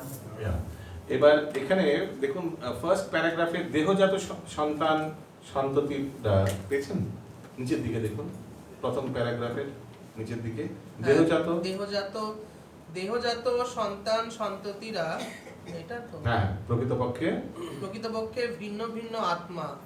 স্ত্রী পুরুষের দেহের মিলনের ফলে আত্মা নতুন দেহ প্রাপ্ত হয় বলে সেই আত্মাকে কোনো বিশেষ স্ত্রী বা পুরুষের সন্তান বলে মনে হয়। আত্মার উপস্থিতির ফলে দেহের বৃদ্ধি হয়, কিন্তু আত্মার কখনো বৃদ্ধি বা কোনো রকম পরিবর্তন হয় না। তো আত্মার সাইজটা কিন্তু ওটাই থেকে থাকে। এভাবেই আমরা উপলব্ধি করতে পারি দেহ যে 6 রকমের পরিবর্তন হয়, আত্মা তার দ্বারা প্রভাবিত হয় না। ওকে, তো দেহের কি 6 রকম পরিবর্তন হয়, এটা উপরে পড়ুন, দেখুন উপরে তৃতীয় লাইন থেকে পড়ুন। তাই আত্মাকে বলা হয় কুটস্থ। অর্থাৎ কোন কালে কোন অবস্থায় তার কোনো পরিবর্তন হয় না। জড়দেহের 6 রকম পরিবর্তন দেখা যায়। মাতৃগর্ভে তার জন্ম হয়, তার বৃদ্ধি হয়, কিছু কালের জন্য স্থায়ী হয়, তা কিছু ফল প্রসব করে মানে নতুন সন্তান সৃষ্টি করে, ক্রমে ক্রমে তা ক্ষয়প্রাপ্ত হয় এবং অবশেষে তার বিনাশ হয়। আত্মার কিন্তু এই রকম কোনো পরিবর্তনই হয় না। এবার কার কোনো প্রশ্ন আছে? এর মধ্যে বুঝতে কোনো অসুবিধা হচ্ছে? একদম সিম্পল। হ্যাঁ, লাস্ট প্যারাগ্রাফের উপরে দেখুন, স্বতন্ত্র জীবের চেতনা বিস্মৃতি প্রবণ পেয়েছেন। স্বতন্ত্র জীবের চেতনা বিস্মৃতি প্রবণ। সে যখন তার চিদানন্দময় স্বরূপের কথা ভুলে যায়, তখন সে শ্রীকৃষ্ণের পরম উপদেশ থেকে শিক্ষা ও আলোক প্রাপ্ত হয়। কিন্তু শ্রীকৃষ্ণ বিস্মরণশীল জীবের মতো নন। যদি তাই হতো, কৃষ্ণের ভগবদ গীতার উপদেশাবলী অর্থহীন হয়ে পড়ত। তো ভগবান কখনো কিন্তু অচ্যুত, ওই জন্য কখনো ইনফ্যালিবল বলে ইংলিশে, কখনো তার পতন হয়, জীবের হয়। ওকে, তো এগুলো ইম্পর্টেন্ট যেগুলো ডিসকাস করানো ছিল। 21 নম্বর শ্লোকে সবাই আসুন।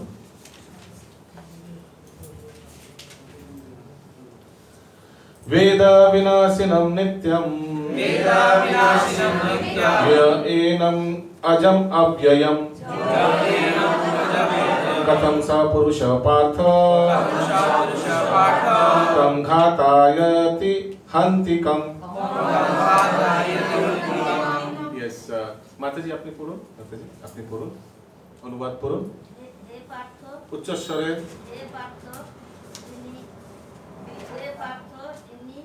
এই আত্মাকে অবিনাশী, শাশ্বত, জন্মরহিত ও অক্ষয় বলে জানেন। তিনি কিভাবে কাউকে হত্যা করতে পারেন বা হত্যা করার কারণ হতে পারে। তাৎপর্য বলুন। সব কিছুরই যথার্থ উপযোগিতা আছে এবং তিনি না সরি ভুল বললাম। তাৎপর্য না, তার কারণ 1 2 3 4 5 6 7 দেখুন, তার কারণ।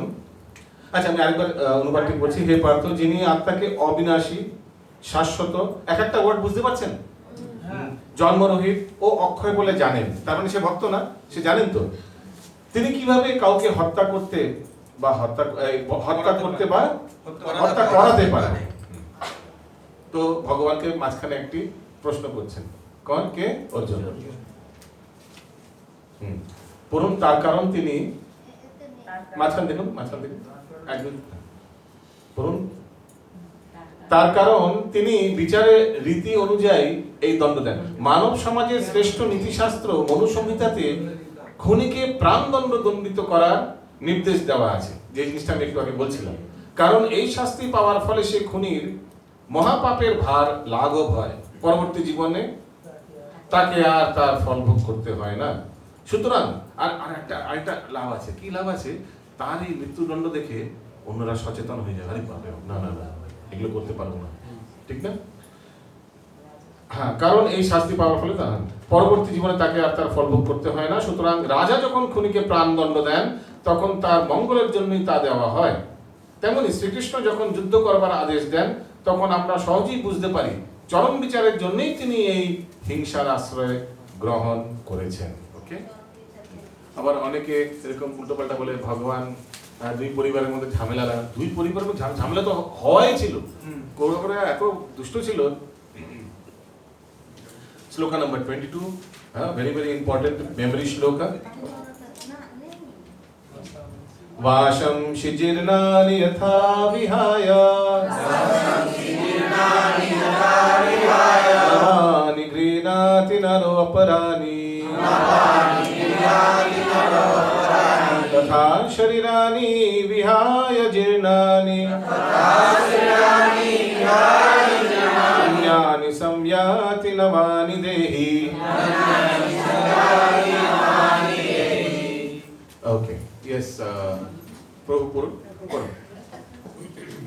মানুষ যেমন জীর্ণ বস্ত্র ত্যাগ করে নতুন বস্ত্র পরিধান করে, দেহীও তেমনি জীর্ণ শরীর ত্যাগ করে নতুন দেহ ধারণ করে। একদম সেম ফিলোসফি, আলাদা আলাদা। হ্যাঁ, ওই জন্যই লিখেছে দেখুন আপনার 26 থেকে 30 না, আমরা কোথায় আছি এখন? 22 আছি। ওকে, 16 থেকে 22 একই জিনিস বলছে যে আত্মার মৃত্যু নেই, শরীর নষ্ট হয়, শরীর পরিবর্তন হয়। এই হচ্ছে টপিক 16 থেকে 22। ওই জিনিসটাই বারবার অন্যভাবে আসছে। আচ্ছা, এই অনুবাদের মুন্ডক উপনিষদ, এটা খুব দরকার। দেখুন সেকেন্ড প্যারাগ্রাফের 3য় লাইন, মুন্ডক উপনিষদ পেয়েছেন? মুন্ডক উপনিষদ ও শ্বেতা, এই মন্দির শুনে এটি ও শ্বেতা শতর উপনিষদে আত্মা ও পরমাত্মাকে একই গাছে বসে থাকা দুটি পাখির সঙ্গে তুলনা করা হয়েছে। তাদের মধ্যে একটি পাখি জীবাত্মা, সেই গাছের ফল খাচ্ছে মানে ইন্দ্রতৃপ্তি করছে, ভোগ করছে, ঠিক আছে। অন্য পাখিটি শ্রীকৃষ্ণ তার বন্ধুকে পর্যবেক্ষণ করে চলেছে। হরে কৃষ্ণ। তো অন্য পাখিটি হচ্ছে পরমাত্মা। পরমাত্মা সাইজ এক শ্লোকে লেখা আছে কোথাও, হ্যাঁ কারেক্ট, অঙ্গুষ্ঠার মতো। তখন বলি প্রভু মহাশয়টা তো ছোট হয়, তো সেই প্রপোর্শনে ছোট। বুঝতে পারলেন কি বললাম? না তো আচ্ছা, এটা বলার দরকার ছিল না, এনিওয়েজ বেশি বলা তাও জানা উচিত। তো এক শ্লোকে প্রভুপাদ বলছেন যে শ্লোক বলছেন যে ওই থাম্ব সাইজ হচ্ছে পরমাত্মার সাইজ, কিন্তু সূক্ষ্ম, অবভিয়াসলি সূক্ষ্ম, নাহলে তো এক্সরেতে সব দেখে যেত আরে ভগবান এই দেখো ভগবান, এরকম কিচ্ছু না। তো সূক্ষ্ম রূপে আছে ভগবান আমাদের শরীরে। আর দুই পাখি, তো এক বৃক্ষে দুই পাখি, ধরুন এটা একটা পাখি, এটা ছোট পাখি, ঠিক আছে। এই ছোট পাখি ভোগ করছে, খেতে ব্যস্ত, আর বড় পাখি চুপচাপ অবজার্ভ করছে। উপদিষ্টা অনুমন্তা ভর্তা ভোক্তা মহেশ্বরা, চুপচাপ, কিচ্ছু ইন্টারফিয়ার করবে না। আর ওয়েট কি করছে, কিসের জন্য ওয়েট করছে? কখন ফিরে তাকাবে, এখন বহির্মুখ, কখন উন্মুখ হবে। ফিরে তাকানো মানে কি? কখন ভক্তি মার্গে আসবে। ওকে, আগে পড়ুন। এই দুটি পাখির গুণগতভাবে এক, যদিও এক, তবুও তাদের একজন সেই বড় জড়জাগতিক গাছের পদের আকর্ষণে আবদ্ধ, আর অন্যজন একান্ত সুহৃদয়ের মতো তার কার্যকলাপ কেবল পর্যবেক্ষণ করে চলেছে। বাস, দ্যাটস ইট, পর্যবেক্ষণ করে। শ্লোকা নম্বর 23। নয়নম ছিন্দন্তি শস্ত্রাণি নয়নম দহতি পাবক নাচৈন্যম ক্লেদয়ন্ত্যাপো ন শোষয়তি মারুত। হ্যাঁ, ইয়েস মাতাজি পড়ুন, আপনি পড়ুন। আপনি পড়েছেন? না পড়ি। পড়ুন। আত্মাকে অস্ত্রের দ্বারা কাটা যায় না, আগুনে পোড়ানো যায় না, জলে ভেজানো যায় না, অথবা হাওয়াতে শুকোনোও যায় না। তাৎপর্য: তরবারি, আগ্নেয়াস্ত্র, পর্জন্যাস্ত্র, বায়বীয় অস্ত্র আদি কোনো রকম অস্ত্রশস্ত্রই আত্মাকে হত্যা করতে পারে না। এই শ্লোকে বোঝা যায় মহাভারতের যুগে আধুনিক যুগের মতো আগ্নেয়াস্ত্র তো ছিলই, তাছাড়া জল, বায়ু, আকাশ আদির তৈরি অস্ত্রের ব্যবহারও ছিল। আধুনিক যুগের পারমাণবিক অস্ত্রশস্ত্রগুলি একরকমের আগ্নেয়াস্ত্র, কিন্তু তথাকথিতভাবে বিজ্ঞানের উন্নতি হলেও জল, বায়ু, আকাশ আদির দ্বারা নির্মিত অস্ত্রের ব্যবহার আধুনিক বৈজ্ঞানিকদের কাছে সম্পূর্ণ অজ্ঞাত। ওকে, দিস ইজ ওয়ান পয়েন্ট। এরপর লাস্টে বরাহ পুরাণে আসুন। লাস্টে 7 নম্বর লাইনে আছে, বরাহ পুরাণে বলা হয়েছে, তারপরে লাস্ট 7 লাইন উপরে পেয়েছেন মাতাজি? হ্যাঁ, বরাহ পুরাণে বলা হয়েছে জীবাত্মা পরমাত্মার বিভিন্ন অংশ। ভগবত গীতাতেও বলা হয়েছে জীবাত্মার সঙ্গে পরমাত্মার এই সম্পর্ক নিত্য শাশ্বত। সুতরাং মায়ার বন্ধন থেকে মুক্ত হওয়ার পরও জীবাত্মা স্বতন্ত্র স্বরূপেই বিদ্যমান থাকে। তা যা অর্জুনের প্রতি ভগবান শ্রীকৃষ্ণের উপদেশেই সুস্পষ্ট উপলব্ধি হয়। আচ্ছা, তো মৃত্যুর পরেও বা উপলব্ধি, ভগবত উপলব্ধি পরেও জীবাত্মা স্বতন্ত্র থাকে আর ভগবত ধামে ভগবানের সেবাতেই নিযুক্ত থাকে। ওকে, বিদ্যমান থাকে, এমন না যে অস্তিত্ব শেষ হয়ে যায়। ভগবত তত্ত্ব জ্ঞান লাভ করার পর অর্জুন মায়ার বন্ধন থেকে মুক্ত হয়েছিল, কিন্তু তা বলে তিনি শ্রীকৃষ্ণের সঙ্গে এক হয়ে যায়নি। তো এই প্রসঙ্গে মায়াবাদীরা কি উদাহরণ দেন? না, ভগবত উপলব্ধি হলে আমরা এক হয়ে যাব, ভগবানের সঙ্গে বিলীন হয়ে যাব। ভগবান ভগবানের অংশ না, তো অংশের সঙ্গে মানে পূর্ণের সঙ্গে তো বিলীন হয়ে যাব আর পূর্ণ হয়ে যাব, আমরা ছোট ভগবান হয়ে যাবো, এরকম কিছু। একদম ভুল। তারা কি উদাহরণ দেয় এই প্রসঙ্গে? ওনারা বলেন সবুজ রঙের পাখি সবুজ গাছে প্রবেশ করা, green parrot entering green tree. খুব মন দিয়ে শুনবেন। যেমন ধরুন একটি সবুজ টিয়া পাখি গাছে ঢুকে গেল, বিশাল বড় বটবৃক্ষের মধ্যে ঢুকে গেল, ঢুকে গিয়ে দেখা যাবে নাকি আর? তার মানে সেও গ্রিন ট্রি হয়ে গেছে, সেও বৃক্ষ হয়ে গেছে, তা হয় কি না? খুঁজলেই টিয়া পাখিটাকে পাবেন ভেতরে। প্রভুপাদ এই প্রসঙ্গে কি বলেন? প্রভুপাদ একে কাউন্টারঅ্যাক্ট করার জন্য উদাহরণ দেন ফিশ ইন দি ওশান। মায়াবাদীরা বলে যে যত নদী আছে সব গিয়ে যখন সাগরে মিলিত হয় তখন আর বোঝা যায় না কোন নদীর জল। এই উদাহরণ দেয় মায়াবাদীরা। বোঝা যাবে কি কোন নদী? না এটা পদ্মা নদী, না এটা না, বোঝা যাবে না, সব জল তো জলই, নদীর জল। তেমনি আমরাও যখন যেখান থেকে আসি, যে যত মত যত পথ, লাস্টে ভগবানের সঙ্গে বিলীন আমরা ভগবান হয়ে যাব, যে যাকেই আরাধনা করুক। এটা হচ্ছে মায়াবাদীদের ভণ্ড তর্ক। প্রভুপাদ এটাকে খণ্ডন করার জন্য বলেন ফিশ ইন দ্য ওয়াটার। ঠিক আছে, নদীগুলো সব মিশ্রিত হয়েছে, ঠিক আছে, কিন্তু আমরা জীবাত্মারা কেমন? নদীর সেই মাছের মতো। যে কোনো নদী থেকে মাছ গিয়ে যদি সমুদ্রে প্রবেশ করে, সমুদ্র হয়ে যাবে না। সে নদীর মাছ ছিল, এখন সমুদ্রের মাছ হবে। সে জড়জগতের ব্যক্তি ছিল, এখন ভগবত ধামের ভক্ত হবে, অস্তিত্ব থাকবে ভগবানের থেকে আলাদা। এটা ছিল প্রভুপাদ কি জয়। ওকে, নেক্সট শ্লোকে আসুন, নাম্বার 24। ওকে, अच्छेद्वयम् अदायोहयम् अक्लेद्यो अशोष्य एव च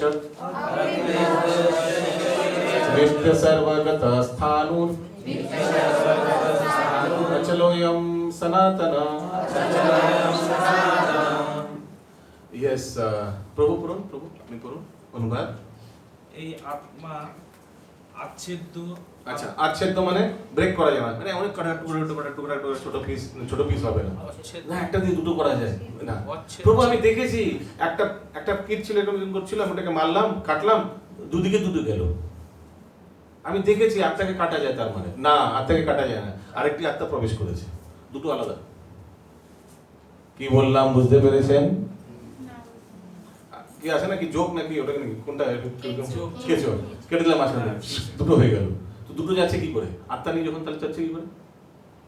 তো এটা প্রশ্ন করেছিল, তো আমি শুনেছি উত্তরে এক ভক্ত বলেছেন যে আত্মা প্রবেশ একটার মধ্যে তো ছিলই, আটটার মধ্যে প্রবেশ করেছে, ওই জন্য চলছে। নাহলে না, আত্মার প্রবেশ মানে আত্মা যদি উপস্থিতি না থাকে তাহলে চলবে না। তো ঠিক আছে? কিন্তু এখানে কি বলা হচ্ছে, ওই জন্য আত্মা অচ্ছেদ্য, অচ্ছেদ্য মানে ছেদন করা যাবে, টুকরা টুকরা পিস नहीं कर सकते, অদ্দাহ মানে কিন্তু প্রভু যখন ওকে জ্বালিয়ে দিলাম ব্যক্তিকে, আত্মা বেরিয়ে গেছে ততক্ষণে। হরে কৃষ্ণ। আত্মা বুঝে থাকবে নাকি আপনি জ্বালাচ্ছেন, আত্মা বুঝে থাকবে এরকম না, আত্মা বেরিয়ে গেছে। তারপর কি আছে, মানে ধরুন কেউ জলে ডুবে মারা গেল, হ্যাঁ জলে ডুবে গেল, বা ধরুন আপনি এক গ্লাসে একটা ক্রোসিন ট্যাবলেট দিলেন, কি হবে, গলে গেল, জলের সঙ্গে মিলে গেল।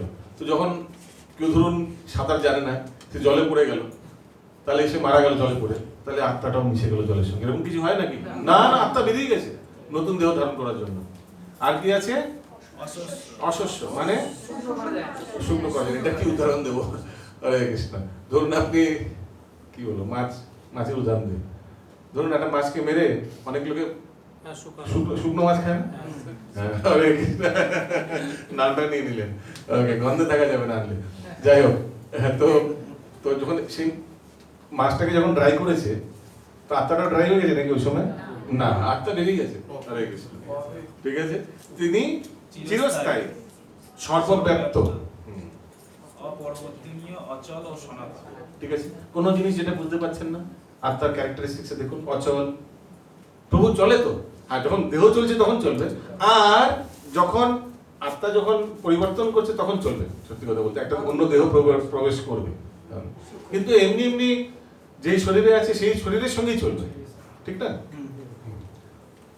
নেক্সট শ্লোক নাম্বার 25 আসুন, 25-এ। अव्यक्तोऽयम् अचिन्तोऽयम् अविकार्योऽयम् उच्यते तस्मादेवं विदित्वेनं नानुशोचितुमर्हसि। यस, অনুবাদ 25। এই আত্মা অব্যক্ত, অচিন্ত ও আচ্ছা, অব্যক্ত মানে আপনি দেখতে পাবেন না। নেক্সট, অচিন্ত, শুধু চিন্তা মানে এত ছোট, চিন্তাই করতে থাকবে। সায়েন্টিস্টকে বলুন, আমরাও চিন্তা, এত ছোট, আর এই ছোট্ট জিনিসটার জন্যই আমরা সবকিছু করতে পারছি, মানে সত্যি চিন্তার বাইরে না। আপনি কোনো যদি মেশিনে দেখেন, মেশিনের আত্মা কি বলবো, একটা ব্যাটারি, ঠিক না? ধরুন ঘড়ির আত্মাটাকে কি বলবো? জাস্ট একটি গ্রস এক্সাম্পল, ব্যাটারি দেখতে পান তো, একটা সাইজ তো হওয়া চাই, এটা মানে যে জিনিসটা নিয়ে পুরো জিনিসটাকে চালাচ্ছে তার তো একটা সাইজ হওয়া চাই। কিন্তু এই এত বড় শরীর চলছে, এখানে নাচছে, ডান্স করছে, সবকিছু করছে, কিন্তু ব্যাটারিটা হচ্ছে হরে কৃষ্ণ, দেখাই যায় না কি ওটা চলে গেল। আবার ব্যাটারিটা না থাকলে এক্ষুনি শরীরটা কোনো কাজের না। ওই জন্য মানে অনেক কিছু মানে আপনি চিন্তা করে যাবেন, সত্যি ভগবান একটা মানে এত ছোট জিনিস বানিয়েছেন। আর কি লেখা আছে, অবিকারী মানে বিকার হয় না, এমন না যে গরম হয়ে গেল তারটা গলে গেল, এরকম কিছু না, যেমন আছে তেমনই থাকবে, ঠিক না? যেমন এখন ইউরোপে হচ্ছে না, ইউরোপে সব জিনিস গলে যাচ্ছে, কিন্তু আত্মা তো গলে যাচ্ছে না। আগে বলে শাস্ত্রে অতএব এই সনাতন স্বরূপ অবগত হয়ে দেহের জন্য তোমার শোক করা উচিত নয়। হ্যাঁ, তো এগুলো কিছুই হয় না আত্মার, ওই জন্য তোমার শোক করা উচিত না। Next শ্লোকা number 26। अथा चैन्यं नित्यजातं नित्यं वा मन्यसे मृतं तथापि त्वं महाबाहो नैनं शोचितुमर्हसि। कंटिन्यू করুন প্রভু। হরে কৃষ্ণ। অনুবাদ, হে মহাবাহু, আর যদি তুমি মনে করো যে আত্মা বারবার জন্ম হয় এবং মৃত্যু হয়, তাহলেও তোমার শোক করার কোনো কারণ নেই। তাৎপর্য, তাই বৌদ্ধ ধর্মের মতো কিছু দার্শনিক আছে যারা আত্মার দেহা অতীত স্বতন্ত্র অস্তিত্বের কথা বলে মানতে চায় না। ভগবান শ্রীকৃষ্ণ যখন ভগবত গীতা বলেন, সেই যুগেও এই ধরনের নাস্তিক ছিল না? একটা বৌদ্ধদের উদ্ধার করেছিলেন গৌরাঙ্গ মহাপ্রভু, আছে না লীলা, জানেন তো? বৌদ্ধদের লিডার মহাপ্রভুকে আমিষ দিয়ে বলছিলেন প্রসাদ খাও, মহাপ্রভু তো জানেন সব। যাই হোক, যে গ্রহণ করতে হবে তখন কি হয়েছিল, একটি চিল পক্ষী, শোনেন নি লীলা? এক চিল পক্ষী এসে সে প্লেটটা নিয়ে ওপরে নিয়ে চলে গেছে, তারপর প্লেটটা ওপর থেকে ছেড়ে দিয়েছে, প্লেটটা গিয়ে বৌদ্ধ ধর্মের যে লিডার ছিল তার মাঝে ঢং করে পড়েছে, আর বৌদ্ধ ধর্মের লিডার একদম অচেতন হয়ে গেছে। তখন বাকিরা সব শুনে, বৌদ্ধ ধর্মের শিষ্যরা এসে বলছেন, মহাপ্রভু প্লিজ, আপনি ভগবান, আমরা জানি আপনিই ভগবান। দেখুন, তাদের শ্রদ্ধার ফলে তাদের গুরুদেবের উদ্ধার হয়েছে। প্লিজ আমাদের গুরুদেবকে উদ্ধার করে দিন। তো ঠিক আছে, তথাস্তু। এর পরবর্তীকালে সবাই বৈষ্ণব হয়ে গেছে। হরি হরি বল। তো এর মানে তখনও তারা ছিল। হ্যাঁ, আগে পড়ুন। তাদের বলা হতো লোকায়তিক ও, তো যেমন এখানে লেখা আছে, তারা দেখুন, তারা আত্মার দেহাতীত স্বতন্ত্র অস্তিত্বের কথা মানতে চায় না। মানে আত্মা যে মানে অস্তিত্ব ইটার্নাল, এই জিনিসটা মানতে চায় না। তারা কি বলে, যেমন আমি বলছিলাম না, ভয়েডিজম, বুদ্ধিজম ফলোজ ভয়েডিজম, মানে শূন্য শূন্য হয়ে যাবে, এই জীবনই শেষ, এই জীবনই শেষ, নেক্সট কোনো লাইফ নেই। ভয়েডিজম, ভয়েডিস্ট বলে ইংলিশে, শূন্যবাদী। আমাদের প্রভুপাদ নির্বিশেষ শূন্যবাদী, পাশ্চাত্য দেশ। ওকে, হ্যাঁ। ও বৈভাষিক, এই সমস্ত দার্শনিকদের মতবাদ হচ্ছে জড় পদার্থের সমন্বয় কোনো এক বিশেষ পরিবর্তনের অবস্থা প্রাণের উদ্ভব। হরে কৃষ্ণ। এটা হচ্ছে বিগ ব্যাং থিওরি। তো এনারা কি বলেন, কিভাবে সবকিছু সৃষ্টি হয়েছে? হঠাৎ করে ধুম করে একটা কোনো বিশাল করে বিগ ব্যাং হয়েছে, সবকিছু আমরা চলে এসেছি, এসি চলে এসেছে, পাখা চলে এসেছে, আমরা সব চলে এসেছি। এটা হচ্ছে big bang theory, bogus theory. এটা বিদেশে খুব প্রচলিত। আর এইভাবে এসছে, এইভাবে এটাই শেষ হয়ে যাবে, আমরা যখন মৃত্যু হয়ে যাবো সব শেষ, শূন্যবাদী। তো এটা আমাদের বোগাস থিওরি। ঠিক আছে, কোনো কিছু ভিত্তি নেই, এমনি জাস্ট। নেক্সট, শ্লোকা নম্বর 27। जातस्य ध्रुवोर्मृत्युः ध्रुवं जन्म मृतस्य च तस्मादपरिहार्यते न त्वं शोचितुम् अर्हसि। यस, माताजी আপনি পড়ুন, মাতাজি আপনি পড়ুন। হ্যাঁ, পড়ুন।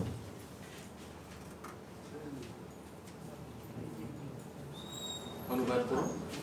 যার জন্ম হয়েছে তার মৃত্যু হয়েছে, অবশ্য দাম্ভী, এবং যার মৃত্যু হয়েছে তার জন্ম ও অবদাম্ভী অতএব পরিহার্য কর্তব্য সম্পাদন করার সময় তোমার শোক করা উচিত নয়। ঠিক আছে, কোনো অসুবিধা হচ্ছে বোঝার? যার তার মৃত্যু অসম্ভবই, মানে 100% হবে, যে জন্মে সে মৃত্যু হবে। কি নিয়ে একটি কবিতা ছিল না, জন্মিলে মৃত্যু হবে। হরে কৃষ্ণ। ইয়েস, ভগবানের ইচ্ছার ফলে, সেকেন্ড প্যারাগ্রাফ পড়ুন, কুরুক্ষেত্র যুদ্ধে ভগবানের ইচ্ছার ফলে কুরুক্ষেত্রের যুদ্ধ আয়োজিত হয়েছিল বলে তার সম্পূর্ণ অবশ্যম্ভাবী ছিল। ভগবান মানে ওটাকে কেউ আটকাতে পারবে না, যুদ্ধ হয়েই ছাড়বে। ভগবান যখন চাইছে আর কি হবে, ঠিক না? এবং ন্যায়সঙ্গত কারণে যুদ্ধ করাটা ক্ষত্রিয়দের ধর্ম। যেহেতু তিনি সঠিকভাবে কর্তব্য কর্মের অনুষ্ঠান করছিলেন, তাই তার আত্মীয় স্বজনের বিয়োগে কেন তিনি ভীত অথবা শোকান্বিত হবেন? কর্তব্য কর্ম থেকে ভ্রষ্ট হলে পাপ হয়, এবং অর্জুন যে স্বজন হত্যার পাপের ভয়ে ভীত হয়েছিল, প্রকৃতপক্ষে সেই পাপ তার হতো যদি তিনি যুদ্ধে বিমুখ হয়ে রণাঙ্গন পরিত্যাগ করতেন। কারণ কি, ক্ষত্রিয় যদি রণাঙ্গন পরিত্যাগ করেন, ক্ষত্রিয় দুটি কাজ করতে পারেন, হয়তো যুদ্ধে জয়ী, নয়তো ওখানে মরে আসতে হবে। ওকে, নেক্সট শ্লোকা নাম্বার 28, 28। अव्यक्तादीनि भूतानि अव्यक्त मध्यानि भारत अव्यक्त निधानानि एव तत्र का परिदेवना। यस प्रभु, आपने बोलो अरिंदम निताय प्रभु। क्यों? हे भारत, সমস্ত সৃষ্টি জীব উৎপন্ন হওয়ার আগে অপ্রকাশিত ছিল, তাদের স্থিতিকালে প্রকাশিত থাকে এবং বিনাশের পর আবার অপ্রকাশিত হয়ে যায়। সুতরাং সেই জন্য শোক করার কি কারণ? তো এটা একটু ফিলোসফিক আছে, এটা একটু বুঝতে হবে। সমস্ত সৃষ্ট জীব উৎপন্ন হওয়ার আগে অপ্রকাশিত ছিল। তো আমরা জানি সব কারণোদক্ষায় বিষ্ণু বা মহাবিষ্ণুর ভেতরে অপ্রকাশিত, হ্যাঁ, নিষ্ক্রিয় অবস্থায় থাকে। আবার যখন মহাবিষ্ণু ব্রিদ আউট করেন, তখন সবাই আবার সক্রিয় হয়ে যায়। হ্যাঁ, ব্রহ্মাণ্ড সৃষ্টি হয়, প্রত্যেক ব্রহ্মাণ্ডে একটি গর্ভদক্ষায় বিষ্ণু প্রবেশ করেন, এগুলো জানেন, কারেক্ট, এগুলো জানেন। আর গর্ভদক্ষায় বিষ্ণু, ঠিক আছে, সৃষ্টির পূর্বে যদি দেখা যায় তখন তো জীবও ছিল না। গর্ভদক্ষায় বিষ্ণুর নাভি থেকে একটি পদ্মফুল বেরোয়, ব্রহ্মাজি আসেন, ব্রহ্মাজি মনু শতরূপায় করে এক একটি ব্রহ্মাণ্ডে পুরো 84 লক্ষ ভরিয়ে দেয়। আর সেই প্রত্যেক জীবের মধ্যে কে প্রবেশ করেন? ক্ষীরোদক্ষায় বিষ্ণু পরমাত্মা রূপে প্রবেশ করেন। আর বস্তুর মধ্যে ক্ষীরোদক্ষায় বিষ্ণু শক্তি রূপে প্রবেশ করেন। ওকে, এই হচ্ছে ব্যাপার। তো সমস্ত সৃষ্টি জীব উৎপন্ন হওয়ার আগে অপ্রকাশিত ছিল, কারণ কি সব মহাবিষ্ণুর ভিতরে ছিল। তাদের স্থিতিকালে প্রকাশিত থাকে এবং বিনাশের পর আবার অপ্রকাশিত হয়। স্থিতিকালে মানে যখন যখন এখন কি স্থিতিকাল না? স্থিতিকাল। এখন প্রকাশিত না, আমরা অপ্রকাশিত, এখন প্রকাশিত। কিন্তু আবার যখন ব্রহ্মার আয়ু বা ব্রহ্মার একদিন হয়ে যাবে, তখন আংশিক প্রলয় হবে, আমরা আবার মহাবিষ্ণুর রোমের ভেতরে প্রবেশ করবো, এই ব্রহ্মাণ্ড প্রবেশ করবে। ব্রহ্মাণ্ড সবকিছুটা না, আমি শুনেছি মহালোকের উপর কিছু হয় না, মহার জন আর ব্রহ্মলোকের কিছু, ওটা ওখানে কিন্তু কোনো প্রলয়ের প্রভাব হয় না। ওকে, আমাদের হবে। সংক্ষেপে বুঝিয়ে দিলাম। এবার শ্লোক নাম্বার 29-এ আসুন, 29-এ। आश्चर्यवत् पश्यति कश्चिदेनम् आश्चर्यवत् वदन्ति तथैव चन्या आश्चर्यवच्चैनमन्यः शृणोति श्रुत्वाप्यनेनं वेद न चैव कश्चित्। দয়া করে যখন শ্লোকগুলি সাবমিট করবেন, যে টিউনে ক্লাসে করানো হচ্ছে সেই টিউনেই করবেন। মানে ফার্স্ট টিউনে এটাকে কি করে ফিট করবেন বলুন তো? অনেক ভক্তরা শ্লোক সাবমিট করছেন, হ্যাঁ, এই ফার্স্ট লেভেলেই মার্ক, এই নেক্সট লেভেল থেকে নেগেটিভ মার্কিং হবে। এই শ্লোকটা কখনো ফার্স্ট টিউনে যায়? ওটাকে টেনে টুনে কিভাবে করা হচ্ছে চেষ্টা। হ্যাঁ, তো দেখলি কনস্ট্রাকশন দেখলেই বুঝতে পারছেন, একটু লম্বা চওড়া আছে, এটাকে সেকেন্ড টিউনেই যায় ফিট। ওকে, হ্যাঁ, অনুবাদ করুন প্রভু। কেউ কেউ এই আত্মাকে আশ্চর্য দর্শন করেন, কেউ আশ্চর্য বলে বর্ণনা করেন, এবং কেউ আশ্চর্য জ্ঞানে শ্রবণ করেন, আর কেউ শুনেও তাকে আদেও বুঝতে পারেন না। তো ভক্তরা যারা, তারা আশ্চর্য হয়ে এই ভগবানের লীলাগুলোকে মানে প্রেমাঞ্জনা ভক্তি চরিত বিলোচনে না খুব সুন্দরভাবে আশ্চর্যকৃত হয়ে এই ভগবানের লীলাগুলোকে শ্রবণ করেন। আবার কেউ শুনেও তাকে বুঝতে পারেন না। এত কিছু শুনলে, যেমন আমি বলছিলাম না, আমাদের ক্লাসে একজন ছিল 2011 পুরো ভাগবত গীতা কণ্ঠস্থ। বাংলাদেশে তাদের ক্লাসে স্কুলে এগুলো পড়ানো হতো, পুরো ভাগবত গীতা কণ্ঠস্থ, কিন্তু ভগবানকে এখনো কনফার্ম নেই। আরেকজন কয়েকদিন আগে আমাদের ক্লাসে, ঠিক এই মাসখানিক আগে, এরকমই এক ব্যক্তি, একদম পণ্ডিত ব্যক্তি, আমার মতলব খুব ভেরি ভেরি সিনিয়র, খুব ভালো পণ্ডিত ব্যক্তি, একদিন ক্লাসে আলোচনা হয়েছে চৈতন্য চরিতামৃতে, সেই শ্রীবাস পণ্ডিতের ভাতুষপুত্র নারায়ণীর ব্যাপারে কথা হয়েছে। প্রভুপাদ লিখছেন তাৎপর্যে, নারায়ণী ভুলভ্রান্ত সমাজে আছে যে নারায়ণী হচ্ছেন মহাপ্রভুর যে ওই প্রসাদ পেয়ে হয়েছেন, তো হয়তো নারায়ণী মানে বৃন্দাবন দাস ঠাকুর হচ্ছে এইভাবে ইলেজিটিমেট চাইল্ড, বোঝা গেল। সাথে সাথে সেই ভক্ত, এত পণ্ডিত মানুষ বলছেন আমার কিন্তু এর মধ্যে সন্দেহ আছে। সন্দেহ আছে? কি বলছেন আপনি? কি কি কথা বলছেন আপনি? ক্লাসে এরকম করে বলছেন সন্দেহ আছে? মানে মহাপ্রভু সাক্ষাৎ ভগবান, এক 4 বছর বালিকা, হ্যাঁ, যখন তাকে মহাপ্রভু তার উচ্ছিষ্ট দিয়েছেন, আর কি বলছেন আপনি এসব? প্রভুপাদ তো ক্লিয়ার করলো তাৎপর্যে যে এরকম ভুলভ্রান্ত সমাজে আছে, তো প্রভুপাদ ক্লিয়ার করছে মানে সেটা ভুল। হ্যাঁ, আর প্রভুপাদ যদি ক্লিয়ার নাও করতো, আমরা কি কখনো এই একটা মানে খারাপ জিনিস এটা কখনো আমরা স্বীকার করতাম না? আমরা একদম ক্লাসে আমরা মাথা গরম হয়ে গেছে শুনে, তারপরে কিন্তু ওই জন্যই মানে এত কিছু জেনেও না লাস্টে এমন একটা কিছু, ওই জন্য আমি ওই উদাহরণ দিয়েছিলাম না আপনাদের প্লেনে, একটা জিনিসের লোকের পুরো একদম বোঝা যায় কে কোথায় কোন লেভেল মে, কোন সা লেভেল মে। হরে কৃষ্ণ। ওকে, তো ওই জন্য আর কেউ শুনেও তা বুঝতে পারে না। আজকের অন্তিম শ্লোক আমরা পড়ি 30 নম্বর। দেহি নিত্যম অবধ্যোয়ম দেহে সর্বস্য ভারত তস্মাৎ সর্বাণি ভূতানি না ত্বং শোচিতুমর্হসি। অনুবাদ করুন প্রভু, প্রভু করুন, প্রভু অনুবাদ। হে ভারত, প্রাণীদের দেহে অবস্থিত আত্মা সর্বদাই অবদ্ধ, অতএব কোনো জীবের জন্য তোমার শোক করা উচিত নয়। তাৎপর্য, আত্মা অবিনশ্বরতার কথা প্রতিপন্ন করে। অবদ্ধ, অবদ্ধ মানে বুঝতে পারছেন যাকে বধ করা যায়, অবদ্ধ সেম জিনিস, মানে ঘুরে ফিরে কিন্তু সেম জিনিস, মানে হত্যা হবে না। ইয়েস, আগে আত্মার আত্মার অবিনশ্বরতার কথা প্রতিপন্ন করে ভগবান আবার উপসংহারে অর্জুনকে মনে করিয়ে দিচ্ছেন যে দেহের বিনাশ হলেও আত্মার বিনাশ হয় না।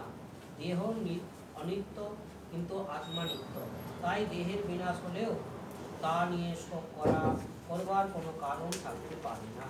অতএব পিতামহ ভীষ্ম ও আচার্য দ্রোণ নিহত হবেন বলে ভয়ে ও শোকে যুদ্ধ করতে বিমুখ হয়ে স্বধর্ম পরিত্যাগ করা ক্ষত্রিয় বীর অর্জুনের উচিত নয়। हरे कृष्ण। भगवद गीता की जय, श्रील प्रभुपाद की जय, समवेत गौर भक्त वृंद की जय, गौर प्रेमानंदे। সো কিছু কিছু ভক্তের মানে একই জিনিস বারবার রিপিট হচ্ছে, কিন্তু কিছু করার নেই।